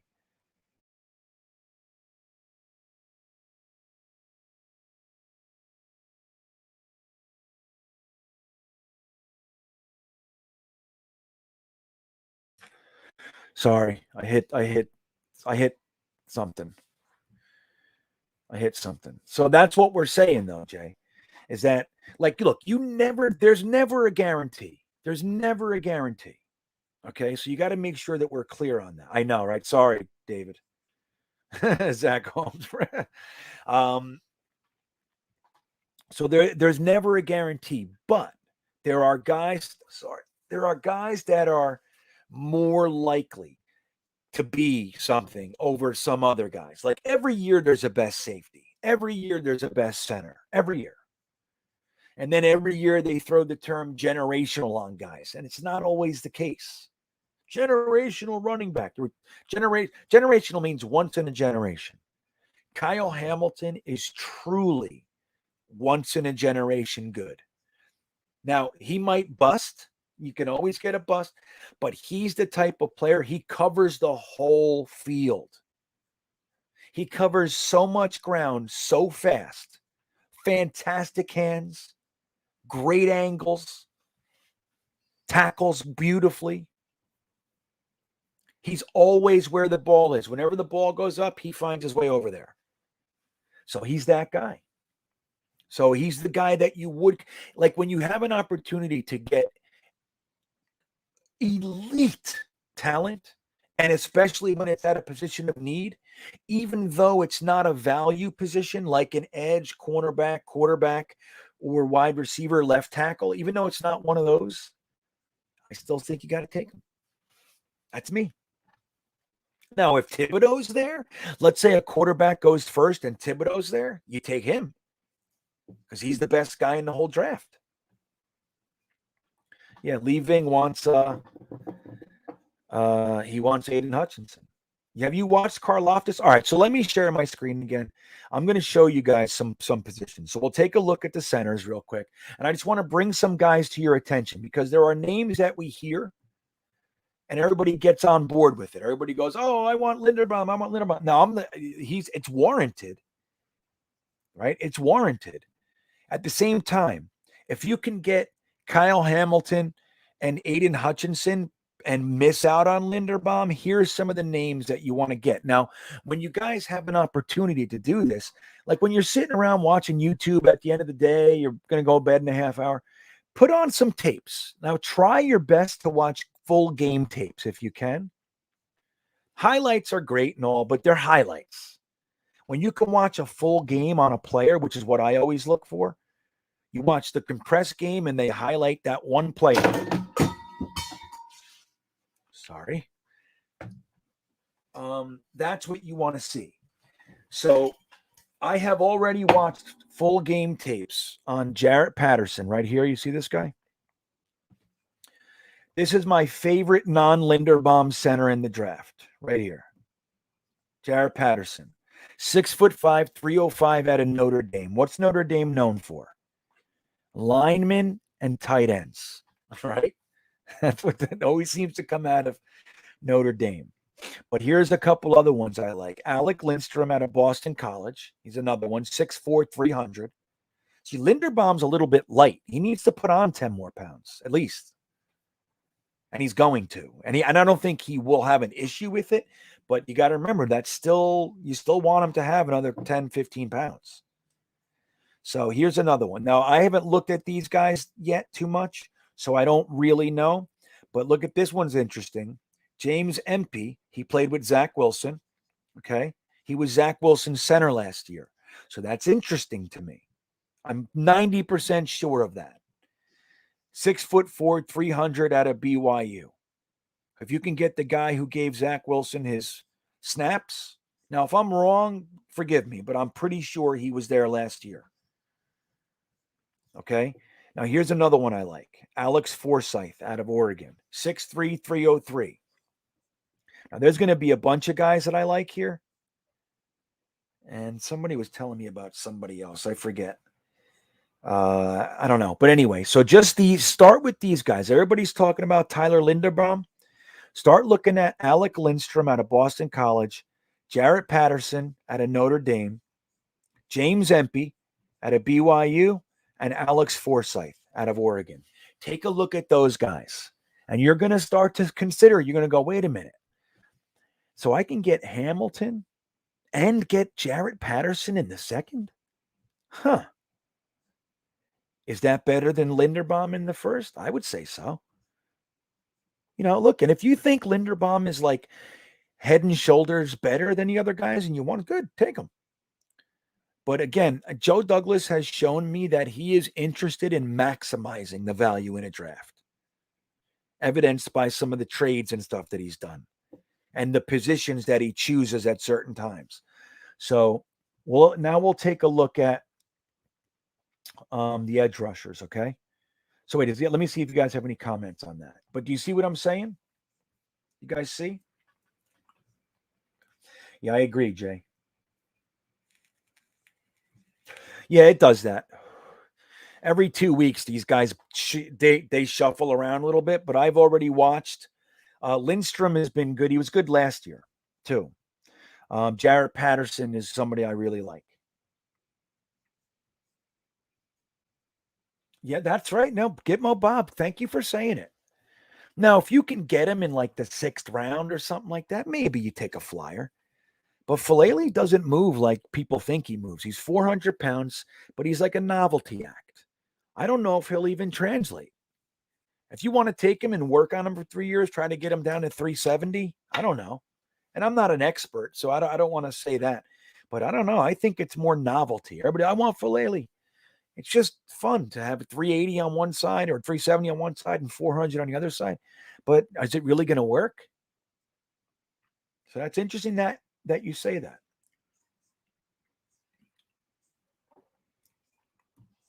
Yeah. Dean Britton, that is a thing. But the you don't want to do that with guys with your premium picks. That's the concern, Dean. You know what I mean? So a guy like Hamilton, if he's so injured that he can't even perform in the combine, he doesn't have a pro day, and he missed the second half of his last year in college, that's concerning. That's concerning. With your top first round pick, like a top 5 pick, that's concerning. Now, maybe if he slides to your second first round pick, you know what I mean? But if he's fine, dude, you got to take that guy. That's what I think. Really, Jay? I watched one game of Linderbaum and some highlights. I thought Linderbaum was fantastic. He's mean. I like guys that are nasty. That's what sucks about Cam Clark, man. I know, man. I know Joe Douglas wanted him to start this year. I know it. Cam Clark is a nasty, nasty man. He's got a mean streak. He likes to drive guys into the dirt. He likes to play just a little bit after the whistle. You know what I mean? Like that, Guild? I'm working it. And look, and I'll be real honest with you guys. I haven't dug in yet. Like, I can't watch all that much college ball. I can't. Like, I have kids, wife. I have all this shit I'm doing. I'm traveling. So I can't, like, sit down and watch a full day of college football all the time. So I pay attention to the background. I look at this, you know, so like once I know there are positions that I want to look at, I'll key in on games that have those guys in it, like the guys that I want to look at in those positions. And then as we move into the draft, I watch 100 hours of tape on people. My favorite thing is full game tape. And then I'll even watch breakdowns. Like there are some really good guys that I like that break stuff down. And I'll do that too. So I'll get some other opinions. Once I have my own opinion, then I'll look and watch them and see if it jives. If they see something totally different than what I see, I start, I consider it, you know? I agree, Carmelo. Those 2 second-round picks are almost as valuable because that is where, like, so you already got your firsts. Those second-round picks are where guys that should be first-round picks, they slide because they just didn't get picked. It happens all the time. Great guys slide into the second. And look, we got Elijah Moore there. Elijah Moore, everybody thought. I didn't even really look at Elijah Moore that much last year because I thought he was going to be a first-round wide receiver, and I didn't want one. So I only have so much time. So I just looked at I looked at other players. I didn't look at Elijah Moore. I was looking at 4th-round receivers, 3rd-round receivers. You know what I mean? So let's see. I know if he's healthy and performs well, I'm telling you, he's not making it out of the top 5. I agree 100%. If we want him, we take him there. That's it. And I would consider it. Michael Cosentino, do you pick up Neal, offensive tackle from Alabama, and right guard from A&M? Kenyon Green, yeah, in the first round. Then, no, me personally, Mike, I'm not taking an offensive lineman in the first round.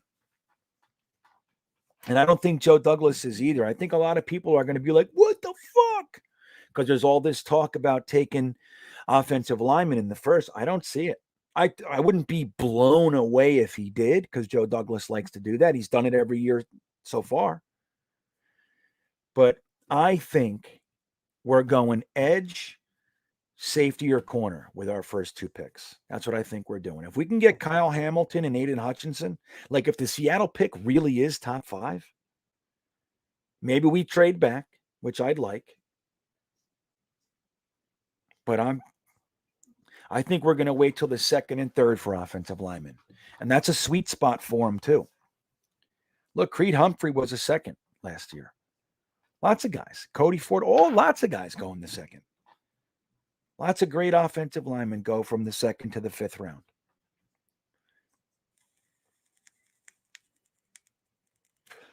So I don't think so. Now, let me say this, Michael. If Joe Douglas decided to grab Neal and Kenyon Green with his first 2 picks, would I be unhappy? No. That's fine. But I really want that blue chip edge, man. It's time. 4 first-round picks on the offensive line. I don't know. I think that's overkill. You got to be able to find offensive linemen later. And like I said, Jaret Patterson's a great option if you're going center. If you're going guard, there's different guys. Why do you think Joe Douglas wants Linderbaum? I don't agree. I mean, like I said, I like Linderbaum, and I wouldn't be upset if we grabbed him in the slightest. I just think this is the year for defense, dude. Our defense is the problem. Our offensive line is starting to gel. He's going to bring more people in for it. He's going to use a second. He's going to use a third, one of those. No doubt. But I don't think we're going first-round offensive lineman this year. That's a good point. Dean Britton says he'll only go O-line in the first if he trades back a little. Right. If we trade back, if we trade back into the mid first round or whatever, I think all bets are off. We're going to see which player falls. You know what I mean? It's a different story. I wouldn't be surprised. I think if Karlaftis falls, he'll probably grab him though. That's a good edge rusher, man. He's another one I like. So Mike Saunders, he says Creed Humphrey should have been a Jet, but JD loves McGovern. He does love McGovern. But I also think that they had Elijah Moore rated higher. You know, that's the thing. Like, it's not as easy as just taking that player, right? It's you know, they had Elijah Moore as the 16th best player in the entire draft. They had him rated 16 overall. There they were at 34, and he's sitting there. So they grabbed him. They had him rated higher than Creed Humphrey, you know, and they just traded 2 first-round picks to move up and grab an interior offensive lineman. You know what I mean? So trading 2/3 to move up. So you use 2/3 and a first on AVT and a fourth, and then you use your second-round pick on a offensive lineman.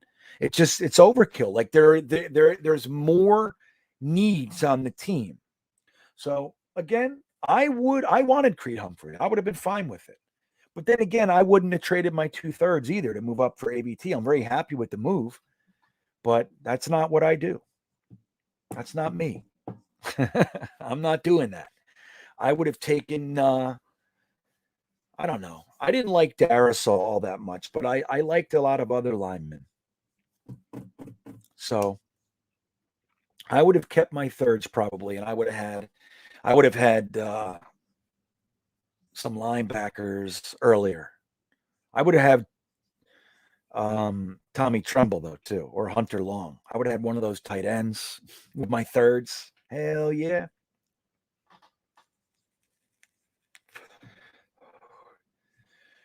No, but Lee, it's our second-round pick. You see what I'm saying?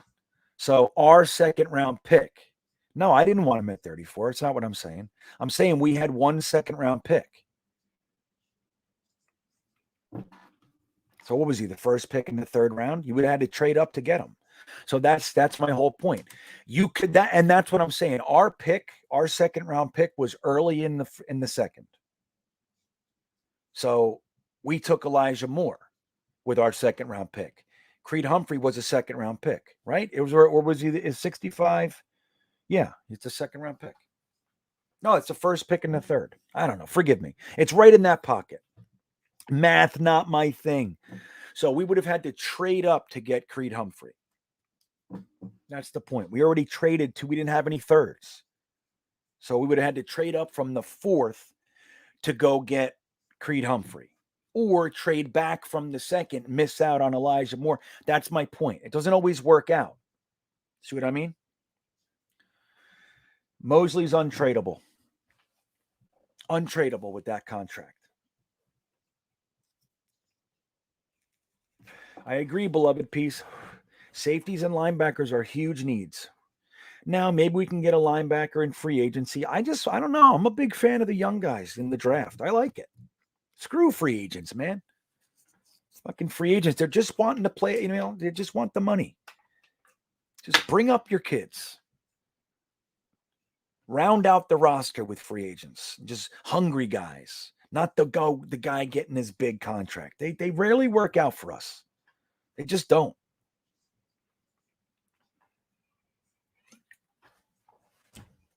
Yeah, but isn't a second round a high end? Second round's premium, dude. Second round's premium. Like I said, if we come out of this draft, let's say we come out of this draft with Kyle Hamilton, Aiden Hutchinson, Jarrett Patterson, and Charlie Kolar, the tight end, dude, that is the best draft I've ever heard of in my life. You know what I mean? It's crazy town. All right, so let's take a look real quick at the edge rushers, just to acclimate you guys with some new names, all right? Because it's hard sometimes to keep track. I want to get you guys some new names. So obviously we got Kayvon Thibodeau, 6'5", 260 out of Oregon. He's the best player in the draft overall. He's this year's Jadeveon Clowney, right? So you got to be careful with that shit. The best player.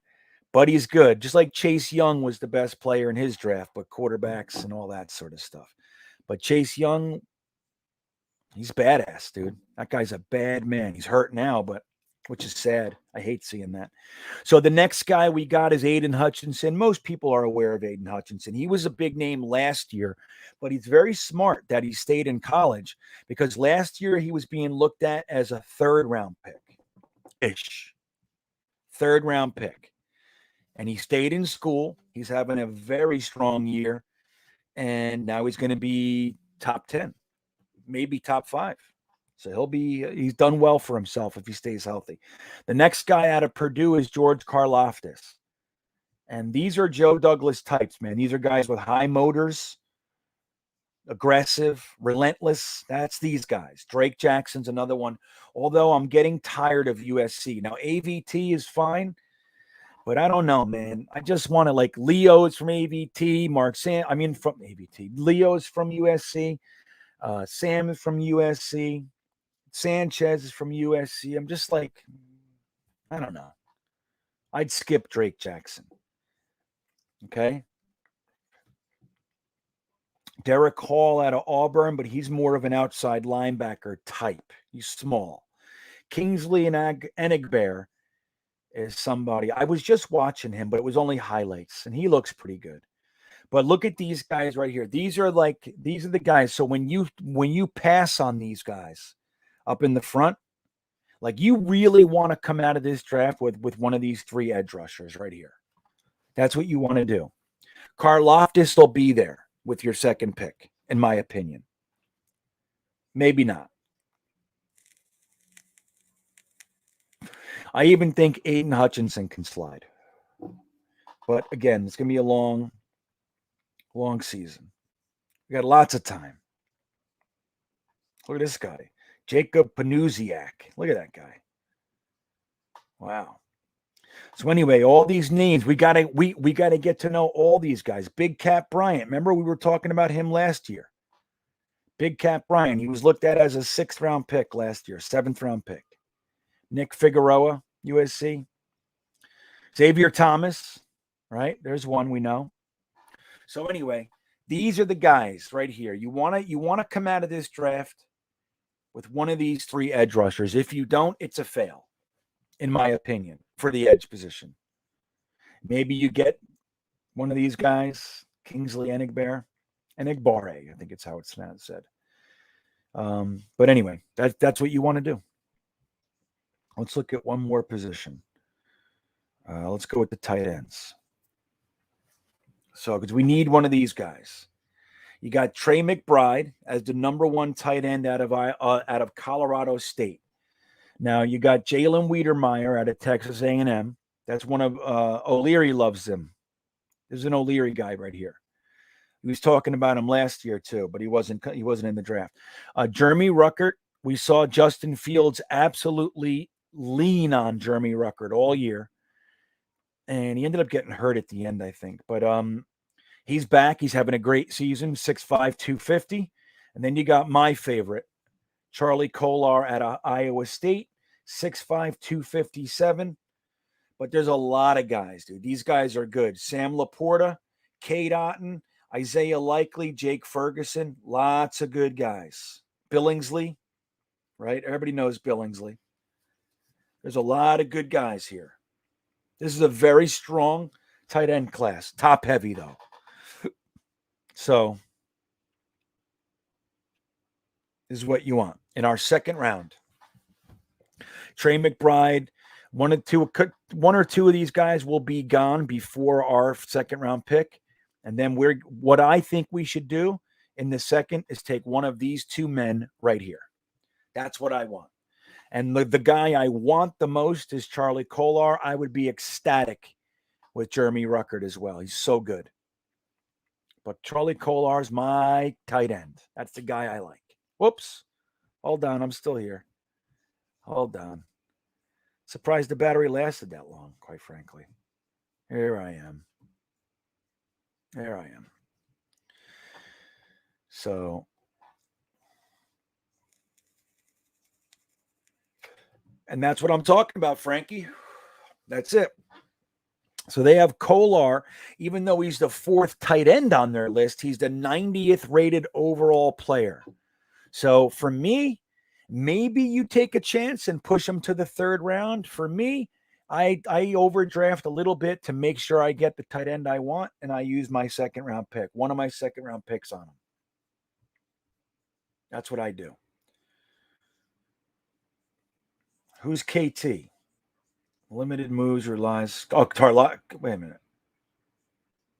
I'm not sure who you're talking about. KT. Let's see. Will the Jets go after edge rusher with Carl Lawson? Absolutely. Paris, absolutely. This is the year that we draft an edge rusher with our first pick. Now, don't forget, a trade is I would say, at worst 50-50 right now. A trade back. If we're at the 2nd overall pick or 3rd overall pick, keep your eyes open. Joe Douglas is going to want to maximize that pick and make sure that he has 2 firsts next year too. He would love it. So if you trade back from like 2 to 5 or 6 and you get an additional first next year and a 2nd this year and maybe some other stuff thrown in, a 5th, that kind of stuff.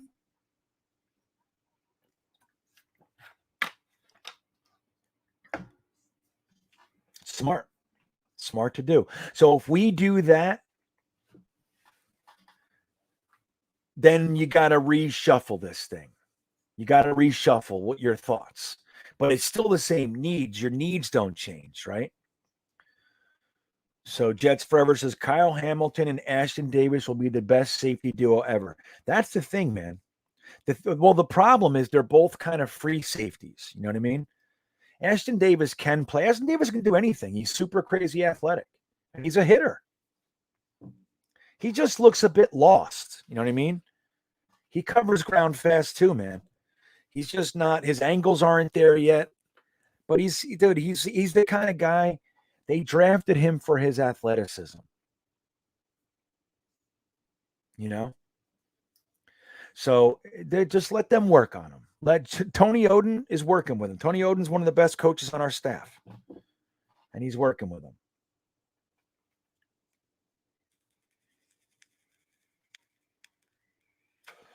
I don't know who you guys are talking about, Frank. Who's KT and who's AH? I can't figure it out. I can't. KT. Oh, Thibodeau? Thibodeau and... Oh, I got it. There we go. That's Aiden Hutchinson, isn't it? I see. That's a good point. Yeah, I mean, that's the thing. And like, look, there's a lot to happen. Combine. I hope you guys watch the combine. We might do some live streaming for the combine so we could start to educate each other. You know what I mean? That's what this is all about. It's like, look, we're not GMs, right? We're not GMs. We're not college scouts, but we care about this stuff. So the way that you really know when a GM is doing a good job out of, over like when all the papers and ESPN and the talking heads say that we should have picked this guy and Joe Douglas takes another guy, you'll have a better idea if it was a good move or bad move. These guys don't know what the hell they're talking about half the time. Like Rich Smeeney, let me tell you something. He's got an opinion on everything. The guy is a fucking tool, man. He's been covering football for 30 years. I still am not convinced he knows a thing about schemes. I'm just telling you, he's got very surface level knowledge. So when he goes, oh, they made a mistake doing this, you say, shut up. You don't even know what you're talking about. You know what I mean?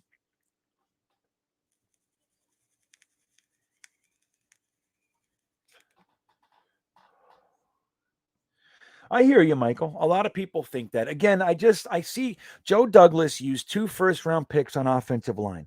Now, in truth, he used 4 picks on 2 offensive linemen in the last 2 years. He has to spread that around. He has to. If he wants to have a real team, you have to spread it around. Now, I don't think he's going to ignore the offensive line, but I definitely think our premium, our first round picks, they're going defense this year. We need it. It's clear. You look at the team. So, yeah, I got right. Thanks, Dean. I see you. All right. So I think that's let me see. If we end up with the second pick and Detroit takes a quarterback, yeah, that's why it's scary to trade out of that early. You know what I mean? But in my opinion, like let's say like last year when the Niners gave the Miami Dolphins 3 first-round picks and change to move up, if you have that deal on the table, I think you got to take it. And we don't need a quarterback. You can get an edge rusher, at wherever pick 10 or whatever it is. You know what I mean? But he does have it, Lee. That's what I'm talking about. He's not all there because he's trying to find his place in the system. He did it all through college. Ashton Davis is fine, guys. I'm telling you right now. He's on his 4th game of the year. He just played his 4th game of the year. Again, I think people are jumping. Like Ashton Davis played some games last year. And by the time that he got hurt, he was looking like he had it. He was looking good. Not great, but he was looking good. And then he got hurt. So that would be my concern, the friggin' injuries. Ashton Davis is going to be fine. Just let the staff work with these guys. Again, Tony Oden is a good coach. And everybody's kind of jumping down Ashton Davis's throat. He's already improved. Did you see how much ground he covered to get that pick last week? It was a great catch. He's getting there. Again, they scouted him, dude. Whoops. They scouted him. They know what they're getting. They know what they're getting. Now, he might bust. I don't know, but I'm gonna decide after the 2022 season if Ashton Davis has issues. Yeah, but what if your scouting says nobody in the draft touches this guy? This is the hands down best player in the draft at a position of dire need, like edge. That's the thing, Dean. I think Joe Douglas does trust his scouting. And you're not wrong. But if you can trade back and you want an edge rusher in the first, and you got Thibodeau and Aiden Hutchinson on your board, and they are the frontier, and everybody after them is a whole letter or number down rating. And you say the rest of the edge rushers, they don't touch these 2 guys. So if you get an offer that says it's going to push you out of the range where you can get one of the guys that you want, sometimes you say no. Even though you trust your scouting, but your scouting saying nobody in the draft is this guy. This is the number 1 guy in the draft or number 2 guy, whatever, So that's the thing. Mike Saunders, we're done with May. We can't keep letting talent go. He's a top. Mike, number 1, he's not a top 10 safety. Marcus May is a very flawed player. He's good, but he just tore his Achilles. He's 30 years old. He just tore his Achilles. He's got a suspension coming up next year. And he wants to be paid 15, I don't know, 13 to 15 million a year. So I don't know. I think we were going to franchise tag and trade him if he stayed healthy. May is not a top 10 safety, man. He does play like that at times, but he's not a top 10 safety. I know that's the narrative, Mike, and I like May, and I would love to keep him. But again, you don't know what he's going to be after an Achilles tendon, and he wants big money. And like I said, he's coming up with a suspension. And don't forget, his agent is a complete piece of garbage. Threw you under the bus. Like, dude, he talked about Joe Douglas like Joe Douglas robbed his house. He went into and wrote those articles about him and all kinds of stuff. And Joe Douglas didn't do anything wrong. Joe Douglas, like, I have you under contract. Why do I need to fucking pay you more? You want the guaranteed money? I'll pay you this. But I already have you non-guaranteed. Why would I? That's what you want your GM to be like. Screw you. You want to you got to come at me with something that makes sense for me. And then I'll talk about what makes sense for us. We'll meet in the middle. I'm not going to pay you $15 million a year. I have you for 2 years for less. So, and then don't forget, Mike, they were hiding that DUI. That was a year ago. They didn't tell the Jets. They didn't tell the NFL. They were trying to get the contract done with the guarantees. So once he had the guarantees, that shit could come out. You can't do anything about it. That's what they were trying to do. So there's a lot of negatives on May. That said, I think May, no matter where he goes next year, Mike, he's going to have to sign a 1-year prove-it deal. That's what he's going to do. $3 to $5 million for Marcus May. Something like that. Unless there's a team that's just silly, like the Raiders like to do all the time. You know, something like that. Dallas will do that sometimes. I don't care. I want him, you know.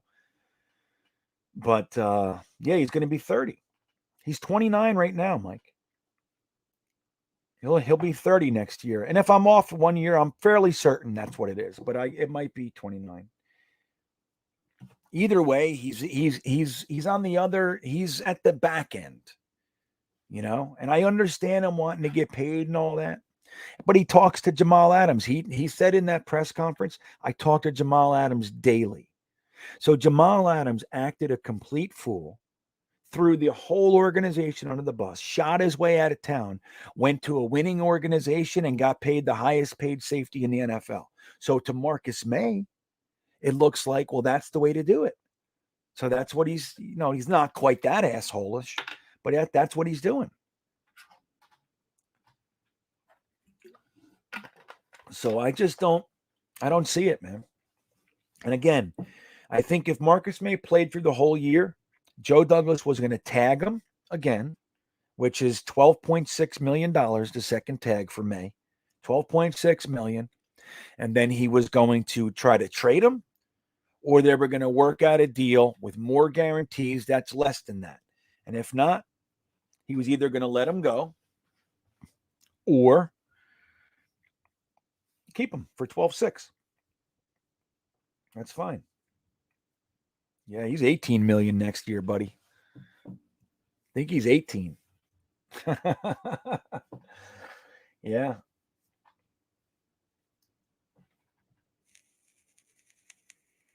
That's it, Lee. Look, Joe Douglas caught a lot of heat for the Marcus May stuff because we only heard the agent side. Joe Douglas never came out, never threw Marcus under the bus, never said word one about his agent, said, no, we love Marcus. He wanted him to be here. You know, you want him to be here. And who can really argue now that Joe Douglas, didn't do the right thing? Again, it doesn't matter how you slice it. Joe Douglas had Marcus May for 2 years with no guarantees. Only this year guaranteed. 2 years, $23 million, and I'm not guaranteed. So if something bad happens, like you get injured, I don't have to keep you. Marcus May's agent wanted him to guarantee more than that. Joe Douglas said no. And I got you.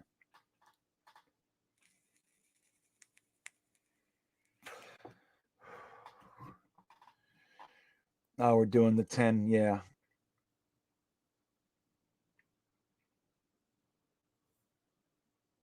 Yeah, he is he is an ass clown. What's up with you, Rick? Don't sweat. We're about to end it, buddy. I said I was going to end it 10 minutes, and that was probably a half hour ago. But yeah, let's wrap this one up. So I gave you a bunch of names. Here's the tight ends, right? Here's the tight end list here. There's a lot of names, and this is just like so. Again, this is going to flip. Let's look at the big board one more time before we go, just so you guys can see. Acclimate yourself with some names. Okay, so here's the top. If we're one of the top 3 picks, generally speaking, this is one of the guys you want, or maybe Evan Neal, right?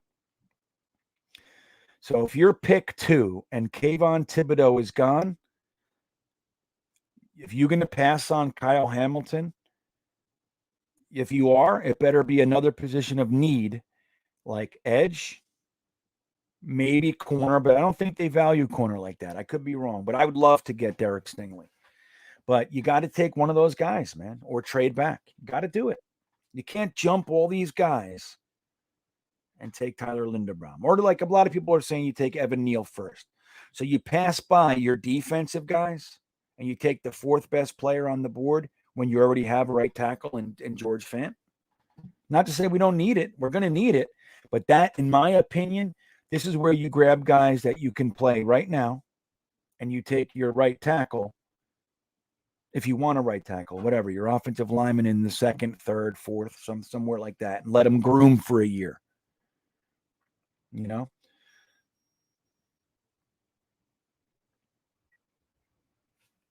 Alert, battery's dying. Oh, my internet's gone. So anyway, that's the big board. Take a look at the names so you can see their position here and how big they are.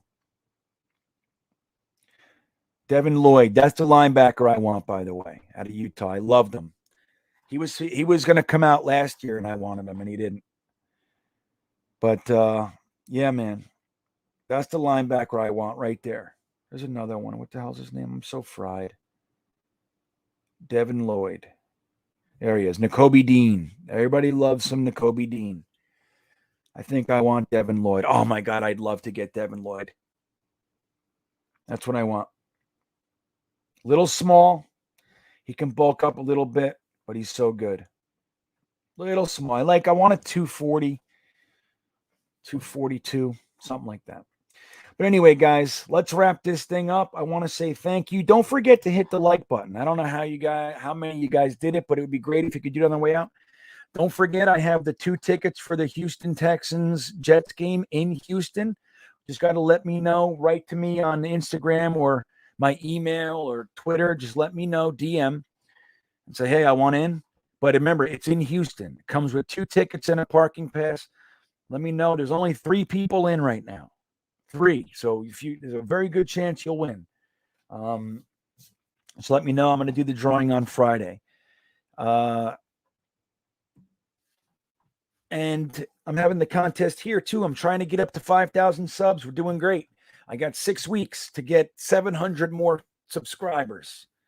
So I got 400 in the last 4 weeks. So we should be good. We should be good. All right. So if you haven't subbed, now's the best time to do so. Hit sub here, go to Full-Time Coaster Tour on YouTube and subscribe there. That's my other channel where I show you everything we're doing out here on the road. And yeah, so then you're in. You can win a shirt or a Manscaped Ultra Smooth pack. It's going to be cool. So, and other than that, hey, man, thanks for hanging. This was a late one. I only said I was going to do an hour. That would have been 11:30. I did 2 hours. So what are you going to do? You guys have a great night. What do I want for a Yeboah? You still need more than one. You need that big blocking. You need that 11 personnel tight end. That's the thing. We have Kenny Yeboah sitting here all year, grooming, developing, learning. Then next year you have Kenny Yeboah and Charlie Kolar instead of fucking Ryan Griffin and Daniel Brown. You know what I mean? That's the way to do it. But anyway, guys, you all have a great night. It's late. I don't know why any of you are still awake. But have a good night, my friends, and I will see you some other time in some other place. Good night.